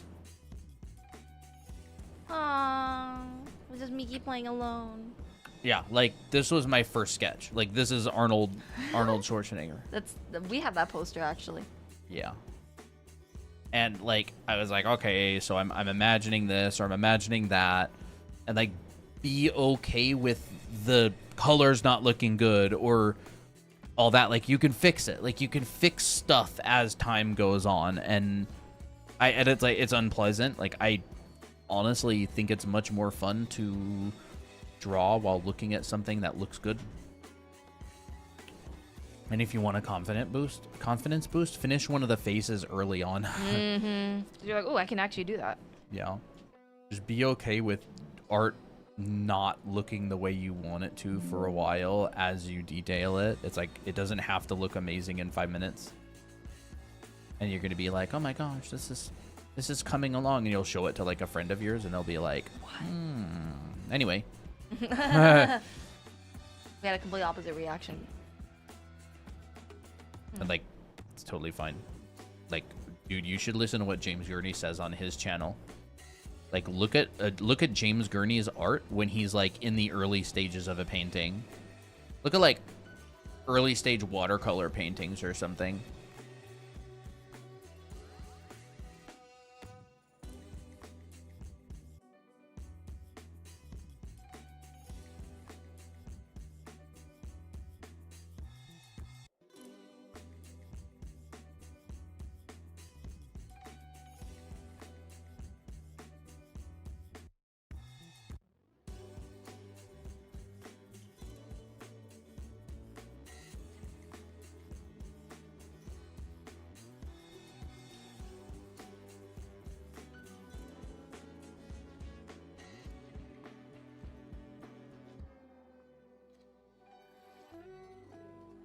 How many layers did you use, including the type of layers you use? I don't use any types, but I pretty much just work on one layer. I just add a new layer every time I want to try something. So like this layer and that layer, I merge. And I'll constantly go down and merge. I'm like I work on one layer type of person. And I'll occasionally save progress. And this piece particularly, I'm actually saving the layers because I'm going to use it as an example in the future. Like, I'm going to be teaching using it, so I need to save these layers. But, like, I don't ever really go, oh, Miki's on her own layer, and I need to paint under her. Like, this is just, it's just a painting. Like, I work everywhere at once. See? And then... like, this is a layer, this is a layer, this is a layer. Like, I made Abby bigger, so I literally just lassoed her and made her larger. You just pasted on a different layer. Yeah, I literally just pasted her. And the only reason I'm saving it is because I'm going to be teaching using this in the future. Like, I'll add a new layer, and I'll add, like, light coming through the window. This is where I actually did the tilted horizon. You can see the crop marks right there. This was just a straight up and down shot, but I tilted the horizon, wherever. Here. Right, tilted horizon works really well. Tilted horizon does make things more dynamic. Like this one's like a peaceful, friendly rivalry. See, I started coloring this and I hated it, and I'm like, man, what do I do in order to make this more interesting? And then I'm just like, oh, I'll darken it and add some more dynamic lighting, and then I'll tilt the horizon, you know. And then I'm like, yeah, I'm pretty happy with that direction. So like these two layers are hours of work, but everything has already been established. It really feels, kind of gives me that one artist who does a bunch of multiple character scenes, the Siagamu person. Does it? Yeah, it gives me that vibe. Like the way how you rendered Miki and Abby, like it just kind of gave me that like, oh, that feels like a very big level up. Yeah, I'm trying to go towards like, see, I started painting this, like this was the piece. And then I was like, what do I do? Do I blur? Do I like make the background lighter? Do I do? And then I'm like, oh my gosh, I'll add window lighting and make it dynamic. Yeah, problem solved. Oh, I just love how Miki turned out in this. I do. I look kind of like she's how like the Miki star of the turned out show as well. in this, as she always is. I feel like that's the roughness of the hands. There's like Abby. I'm pretty happy with how it's turning out. I'm probably honestly going to call it like at any point. I wanted to add a lava lamp. Are you going to post on the art station? That'd be really cool if you did. Maybe. Be super cute. Maybe. I'd probably want to tighten it up a little bit more, but yeah, maybe. I was thinking about adding a speaker behind Abby right here. Like, and you could just see kind of the... Speaker is a good idea. I added one back here, but then Miki ended up going in the way, so I'm not actually sure. I could add one probably right here. I might experiment a little bit with that. If I wanted to add a speaker.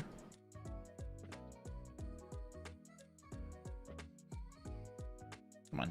Oh. What is this? I have no clue.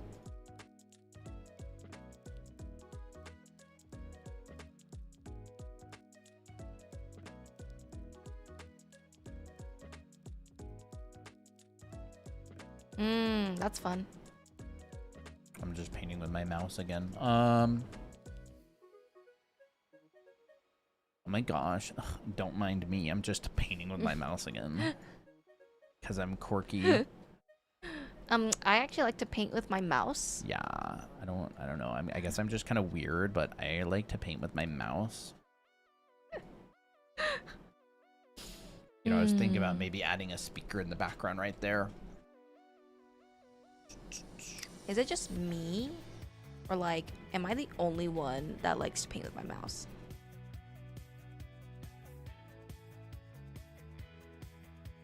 I don't even remember what a speaker looks like. I don't know. We'll look it up. Okay, I'll look it up. What is it?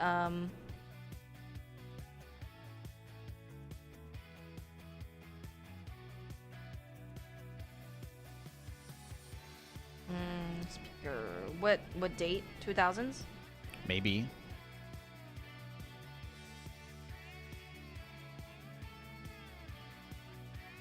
Depends on what brand, I guess. But like, I guess this kind.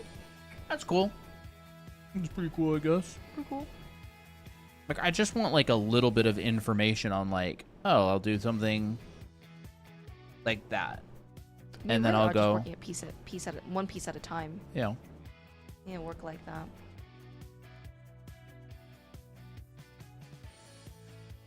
I just so rarely do try hard art that I'm sick of it. Like, I'm sick of not doing my best on stuff, and I really want to start trying harder. Like, it's not a flex. Like, being lazy is not a flex, and I don't want to get in the habit of being like,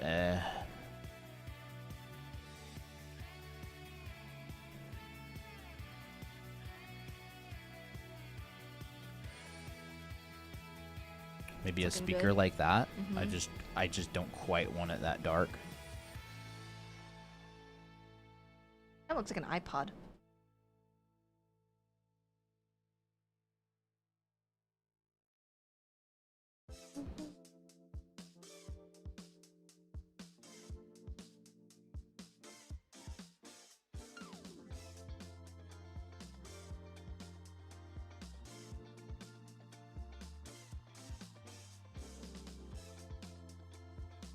I'll just do that. Lava lamp. Lava lamp. I like vaguely know what a lava lamp look like, but I don't know specifics. Can you look up a lava lamp? Yeah. They're very much like this. They've got a conical base. Then they come out and up like this. They've got a cone right here. They've got a cone right here. They've got like this spring inside that's kind of like pushing things up. This like makes the wax melt together. It's like that, but okay, see, like I had my proportions wrong. I know what they are. I've disassembled them and tried to build them before, but I don't know like the proportions. Like you got to nail these proportions in order to make it like really believable. So I'll just do this on my speaker layer. So the cone is a lot taller than I thought it was. So let's just say it's maybe a cone like this. And I'll just block this in as a silhouette first. In perspective, like I'm painting in perspective, right? Like whenever I paint a box, I'm like, there's my box. Wow. I'm not drawing it in perspective. Like in my mind, I'm doing this. You're just not using lines. I'm just not using line. I'm using brush strokes. So like when I paint this in, I've just drawn this, but I've done it with a shape. Because I don't even need to make a line work. I'm just skip the line work. Like why would I need to make a line work? I'll just paint it. So this to me,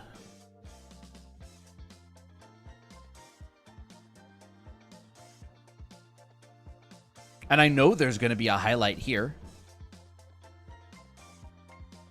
And I know it's going to get a little bit darker here. Okay, so then we got one flipped on the head.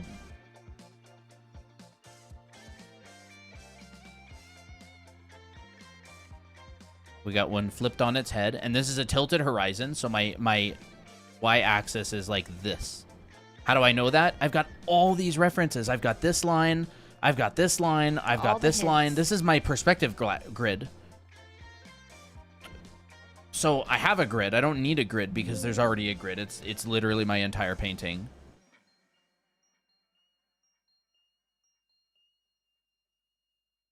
Okay, so we got like that. And then this. What color should we make it?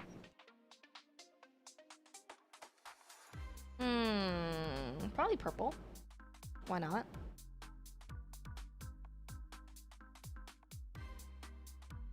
Purple and orange? Sure.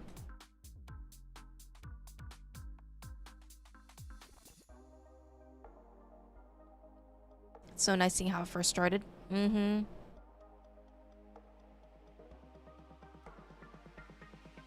I think honestly, acknowledging the fact that there will be an ugly face in the artwork is really takes a lot of stress off.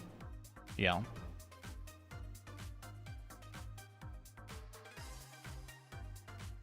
And I'm absolutely making sure I'm controlling my value range.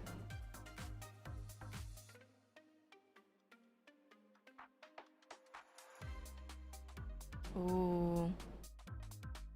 Like a brushed metal. It's not like chrome. It's kind of like a brushed metal. So I'm not going to go... And this isn't like photorealistic. So I'm going to keep it within like the style of what I'm doing. Sick looking lava lamp. And then again, I'm going to very carefully light the underside of these. I'll make it warmer.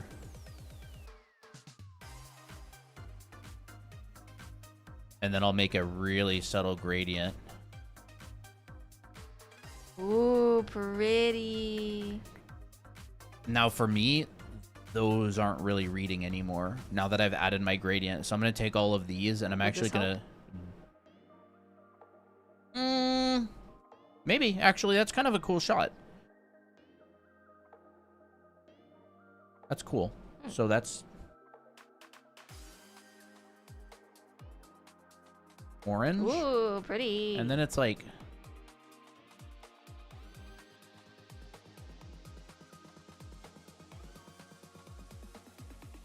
So what is all this stuff that's floating around? I think it's like wax. Oh. Some sort of like oil or like wax. I'm not really I sure. always wanted a lava lamp growing up. Let's get a lava lamp sometime. They're cool. I always Castle. imagined myself like having a lava lamp on my nightstand and staring at it, but I never ended up saying that I wanted one.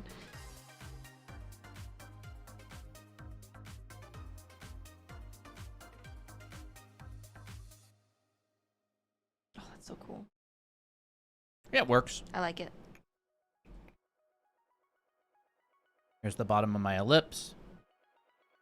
Here's this piece of this metal. And again, like, I would never be able to do this if I couldn't very, very accurately draw this exact form. Like, the painting part, it's actually relatively easy. It's kind of like fill in the dots or fill in the circles or whatever. But the drawing part is what makes it all possible.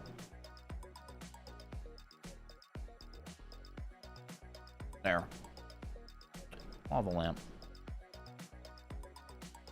And I just did a study of a lava lamp while drawing my OCs. How cool is that? Free practice. Free practice. Whoa, look at this one. It's kind of fun. Look at this dark nebulous one. That one honestly doesn't have that like lava glow that I like. Yeah, I like the lava glow. So there's a speaker.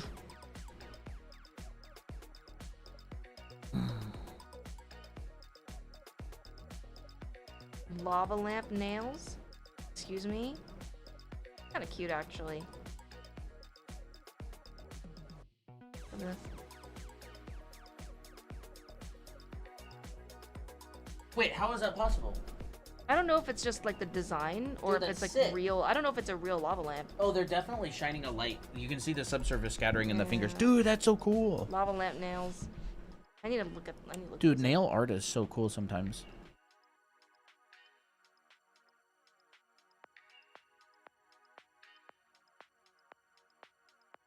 Whoa, they actually have stuff in them. Like, look. No, those ones are like tubes. Oh. The Let me last see. ones were just like implied. Oh, then there's this one right here. Dude, that's so cool. What? How is that possible? I don't know, but they're sick. They're really, really cool.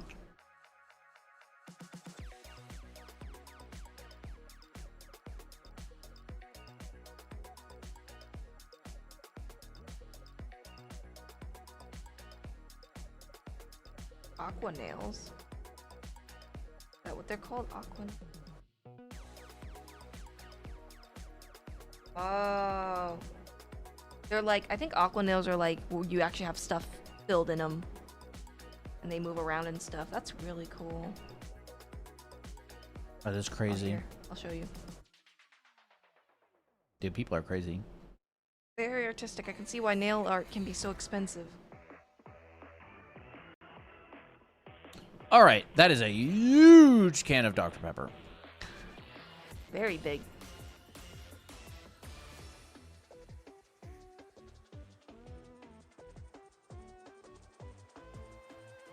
Not Dr. Pepper. What am I talking about? Wait. No, they would be drinking Dr. Pepper.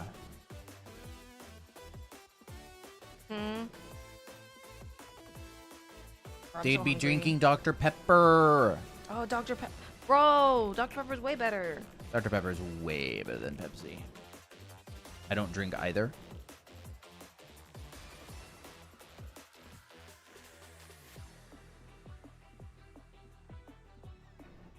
I think the Perry's dad, he used to be the Pepsi guy. He would fill the vending machines and stuff in the hometown.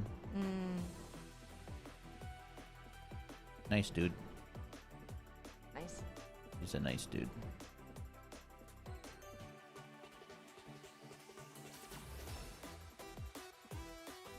Root beer, no, root beer, root beer, no, root beer. Root beer, no, root beer. Maybe I should try making this recipe tonight.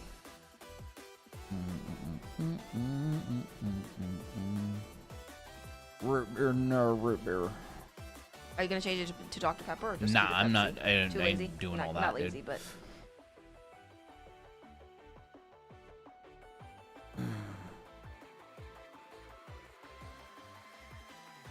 All right, there's Abby's bedroom. very nice.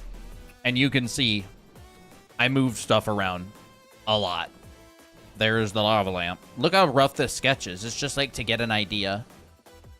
I was like, okay, I want an arcade machine and I turned it into a pinball machine.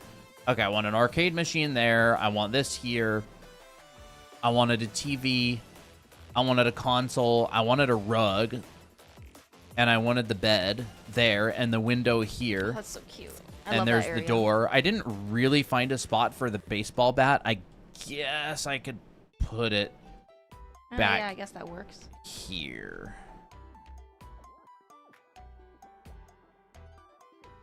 Baseball bats have like a really specific shape. I don't want it to like be a weird. I don't think it'll be that weird.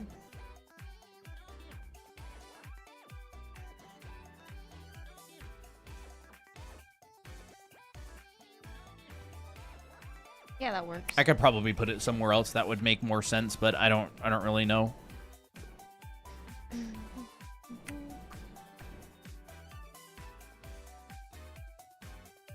These just take a long time to clean up, like hours and hours and hours of work. So like if you can do a bunch of micro studies while you do your cleanup, like you're honestly getting so much like free practice. Seeing you do these is basically just seeing a bunch of tiny still lifes. Yeah, I'm just doing a ton of still lifes. That's exactly what it is. Now I need to do that and get that mentality in with my piece. My single painting is just doing a whole bunch of little still lifes. Like this bottle, it's a still life. The pizza, it's a still life. And I just paint out the line work.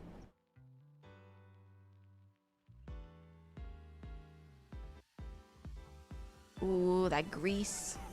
Grease jubblies. Applejack. And you schmeck on kitty. Ranch. And I literally am so ADHD that I have to go and work everywhere. Seam line.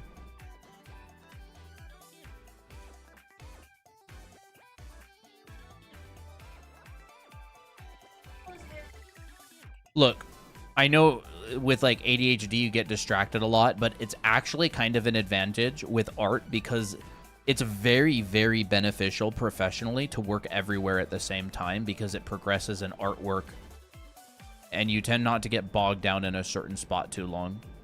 I've always seen that as like an advantage.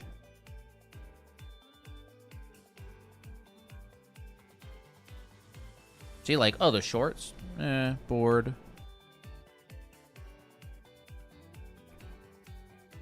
Clean up this edge.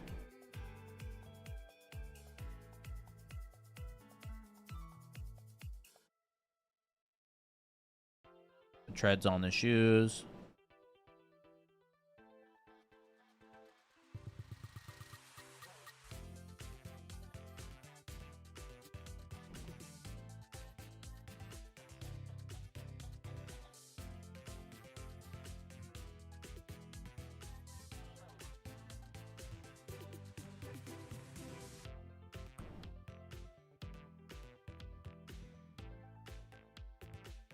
Well, that don't work. I don't even know what that's supposed to be. Wasn't that cord? That was the cable, wasn't it? It looked like that to me, at least. We are married. There we go. It's cute. Very, very cute. I would majorly want to fix Abby's hair and everything, but I don't know if I'll do that tonight. I still got the rest of the week to work on this anyway, so pretty happy with the progress. Where's the speaker sitting on? Magic. Okay. Probably sitting on some shelf.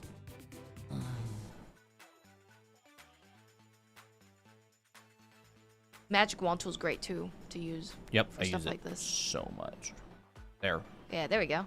Now the speaker is sitting on something back there. I think we've been married for about almost 6 years now. This will be our 6th in July.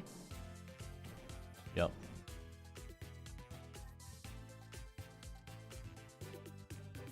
I I'd like to say we've been married for almost half a decade instead. Makes it sound longer. Not almost. It is. It is. That's true. Half a decade. Some people can't even comprehend that amount of time.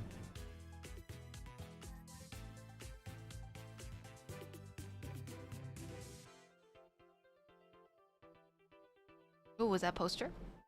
No. It's inside the shelf. Oh. Okay. I'll have to put something in there that makes sense sometime. Probably a bunch of video games. Work everywhere all at once. Wasn't that movie supposed to be pretty good? Everything Everywhere All at Once or something? Oh, yeah. I don't know anything about it, but I heard it was good. I heard it was real good.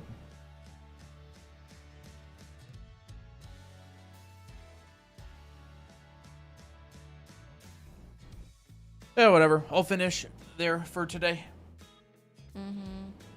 Coming along. Well. Oh, cute alarm clock. Yeah, I feel like I just need a. Oh, yep.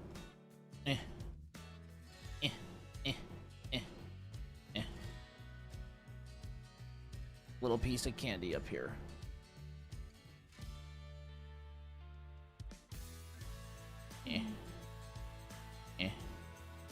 Nice little piece of candy in there.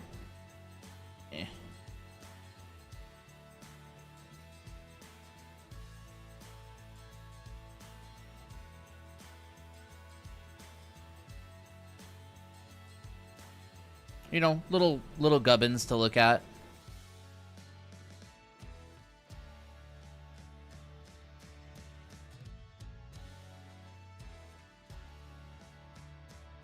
What time would it be? Let's say it's like Well, they're gonna spend the night, and it's like 6:30. 6:30. I feel like sunsets at around that time, maybe. But then again, I don't know where they live. Well, 6:30 would be like this. Yeah. Maybe something along the lines of that, like 6:30-ish. Yeah.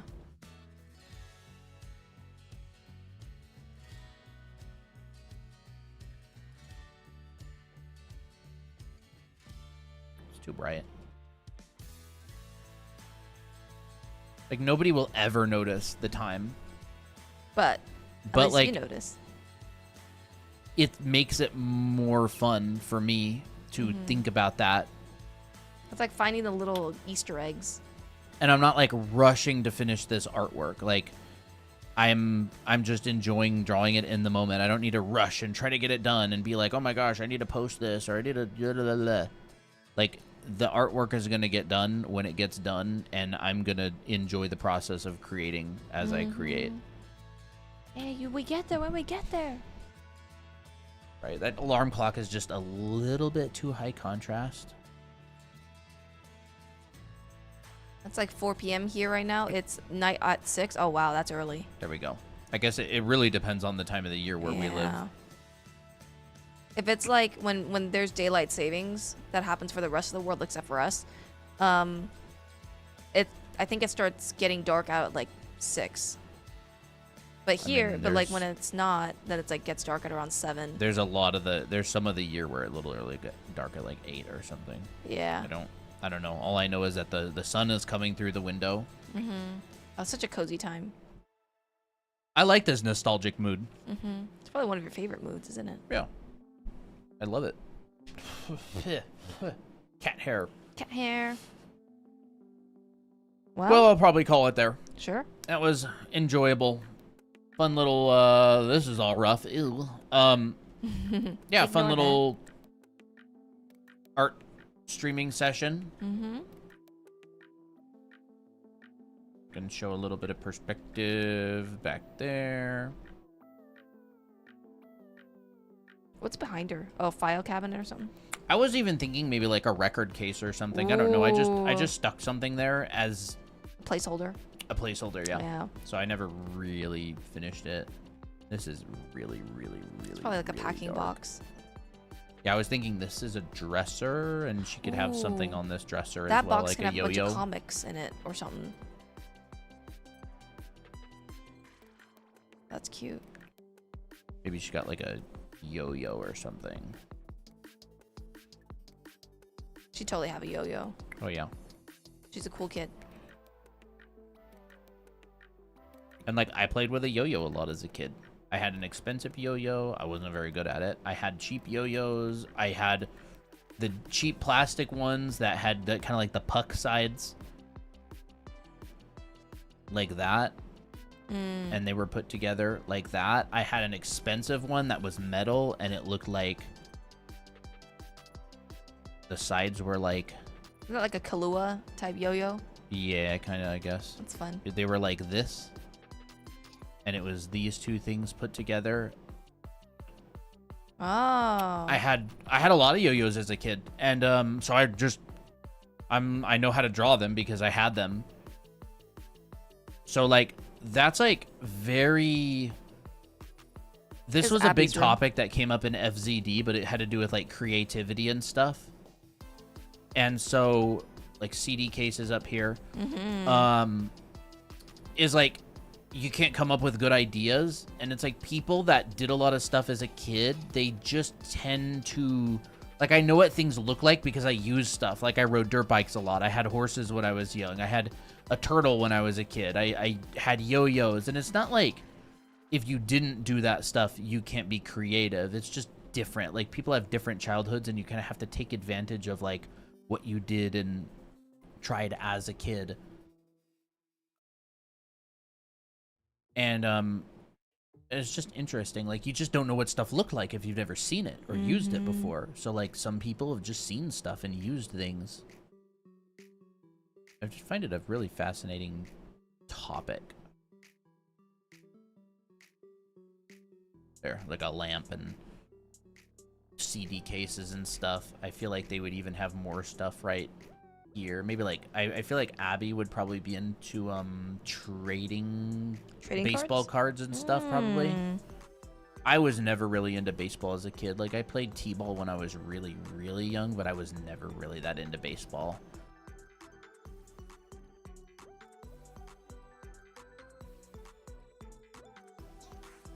What is it? Red one? There's like a... What are the three colors? Red, black, and yellow? What do I search on? I don't even know what these things are called. They're what you plug into the TV. Let me see. They're what you used to plug in. Okay, well, what are those? CM... Maybe, yeah. Like CRT plug.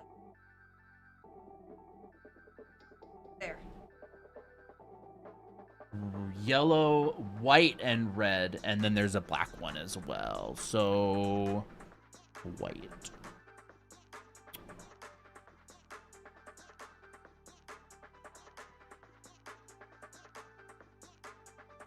White.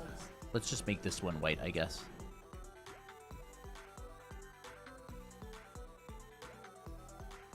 I don't know if these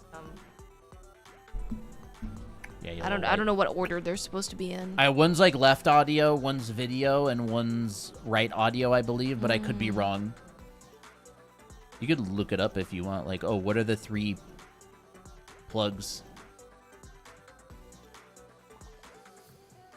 Like, this is kind of by my focal point, so I might add, like, a little bit more around this area. Like, detail, just a tiny bit. But I'm still going to keep my value range really, really, really limited.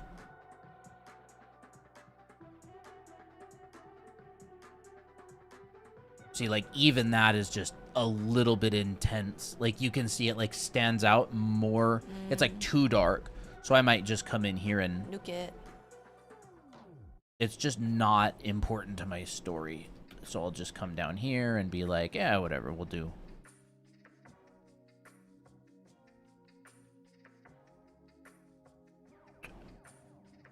It just adds that much more, like, little stuff. This, let's say this has a panel that, like, flips open. So we'll go, like...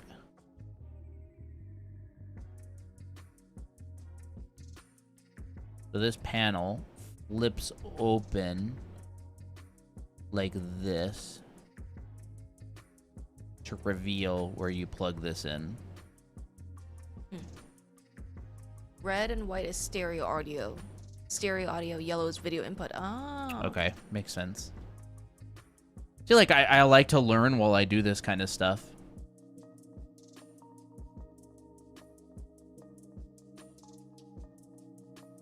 So that flips open. And like, does this TV have a VHS player? Maybe it's behind Abby's head. Or maybe there's a VHS player down here. That sounds They've fun. got like Jurassic Park. Maybe they're going to watch like Jurassic Park tonight. Ooh. Such a fun sleepover. Right? They're like, oh, we're going to play games and have pizza, and then we're going to watch Jurassic Park later, right? And then this is the VHS player in the background that's got the insert the slot, and then this is one of the most satisfying things to put in. This is the movie. There's the movie. A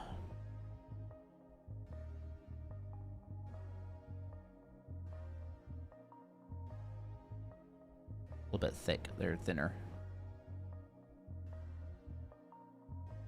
I have a funny story about VHSs.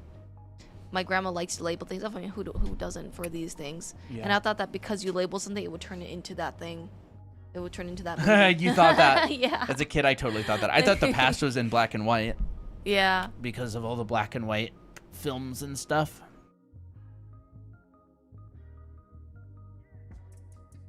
This is definitely the most detailed I've gone for like a childhood story piece. I think it looks really, really good. And it just feels like you just had a lot of fun on it. Oh, I've been having a blast, honestly. This is really fun. It reminds me of why I got into art. Mm.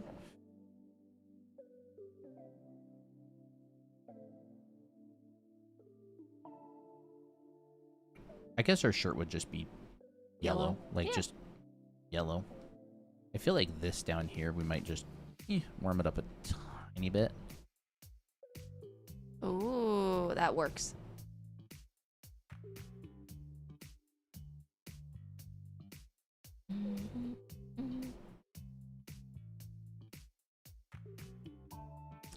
We had The Lost World on VHS, but it never worked for some reason.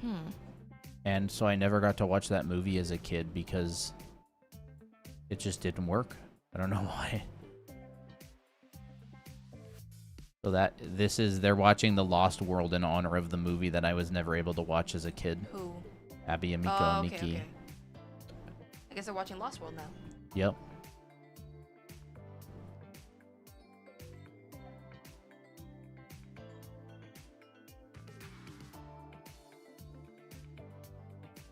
I feel like the toe area on Miki could be a little bit thinner.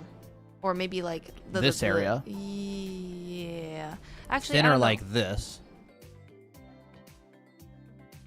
Let me think. Or like that. Yeah, kind of like that. Yeah, I feel like I didn't really draw Like that the heel. that well. Yeah. It's just, I'm just being a bit nitpicky. Like just the heels, I think it's a little bit thinner than the top part. Yeah, there we go. That's it. Oh, you know what? Glitter shoes. I'm kidding. Ooh, that sounds fun.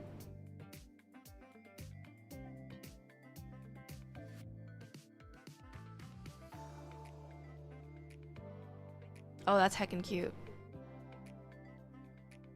Hey, if I'm gonna fix it, I might as well fix it In an aesthetic well. way. Yep, that's perfect. better. Mm-hmm. It's not really perfect, but it doesn't really need to be. It's like, oh, the XYZ is a little bit too big or a little bit too small. It's like, hey, you could tell it was an XYZ. Mm-hmm. Yep, you could tell it's a sneaker. The teacher that we have right now, Joseph, he's talking about like how things do not really need to be accurate. Mm-hmm. And I thought that was interesting. They just need to be believable enough. Yeah. Miki would wear sketches, I think, in my headcanon. She probably would. You'd wear those light up shoes. Oh, yeah. I had those as a kid. Twinkle toes. I'm kidding. Not twinkle toes. I think those are like a girlier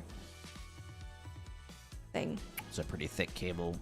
You wouldn't really be able to see the shape of the N64 controller from here. But still nice. But I'll probably repaint the hands and stuff at some point.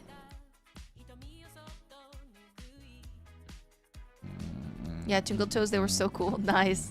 I don't think I've ever had them. I've definitely had light up shoes, but and I always imagine them as if they were Twinkle Toes, but let me actually look those up Look again. at all these specific things in here that we're learning how to draw. It's like a million little still lifes. Those are cute. We're gonna need to do something about this comic sometime. Look at this. I didn't read comics as a kid. Oh, those are so cute. Those are very, very cute. I think I'm getting a bit hungry. I'm getting hungry too. You want to wrap up? Yeah. It's just gonna get later and later, and we're gonna be eating by like midnight at this point. Yeah. Which Well, is, I mean, what is new? unless you don't plan on making or eating for 3 more hours, then we'll eat at midnight. Well, it depends on how long dinner takes to make. Are you making something? I don't know. We had our curry earlier. What if this had like a ching ching? Nah, I don't think it needs it. It's cute though. There we go. Well, that's the progress. Lot of specifics. Look at all that cleanup. Yeah. Looks good. Well, that was fun. Video clubs are so nostalgic. Yeah, I got to experience VHS and video clubs and all. That's awesome. Yeah, like honestly, use that. Like use whatever you had as a child as inspiration that makes you unique as an artist and a creator. Well, I think we are going to be wrapping up here. Yup. By the way, we are still running our Mother's Day sale on our anime art Yes, school. I totally we forgot have not about talked that. about any of that because we were locked in. If illustration. you want to learn the fundamentals, everything I know, if you like what you've seen so far in this painting, I have a 14-week-long painting class in our anime art school. So I teach everything I know about painting, lighting, rendering, all that. It's on sale right now, 20% off. Drawanime.com with the code MOMMY. You'll get 20% off. And I do a bunch of full paintings in the school as well. Yep. So where's those paintings? We just added them to the iPad. Just added them. You can show it. Yes. Yep. So these paintings, you can zoom in on them. Yep. And I do these paintings. Christina did the characters on top, and yeah, that's in my painting class. What about the interiors? We just added those to the iPad. I mean, there they are. So this actually, it's Abby. this is Abby, but she's older in this one. She's a kid right here, Same hairstyle, but still goated. and she's like a college age student And this is right her here, and she's like, "Oh my gosh, you have one of these too?" Yeah. So that's in the school. Nostalgia core. Yep, that's the nostalgia core piece, which is kind of like what I'm doing right now.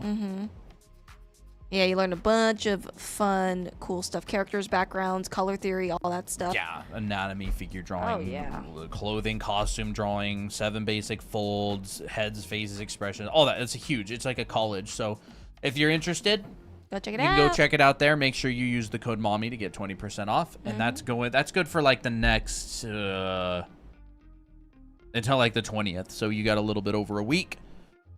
But other than that, I think we're going to wrap it up. We're going to wrap it up. Lot of work on this today. Really, really happy with how this has been going. That's great. I need to work on mine. Dude, this is the sketch for the room. Bro. That's it. That's as detailed as I made it.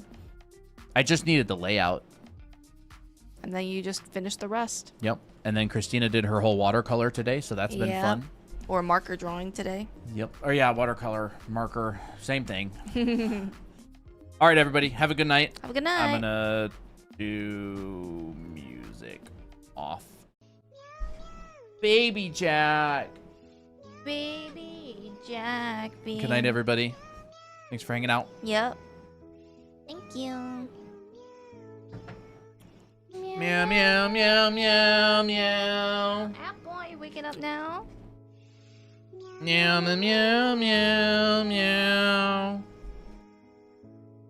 Not coming to bother us. Coming to bug us. Haha, too late. Already finished. Bye, Bye-bye, chat. everybody. See ya. Oh, come on. Quit clicking my mouse. He like stretching on my mouse.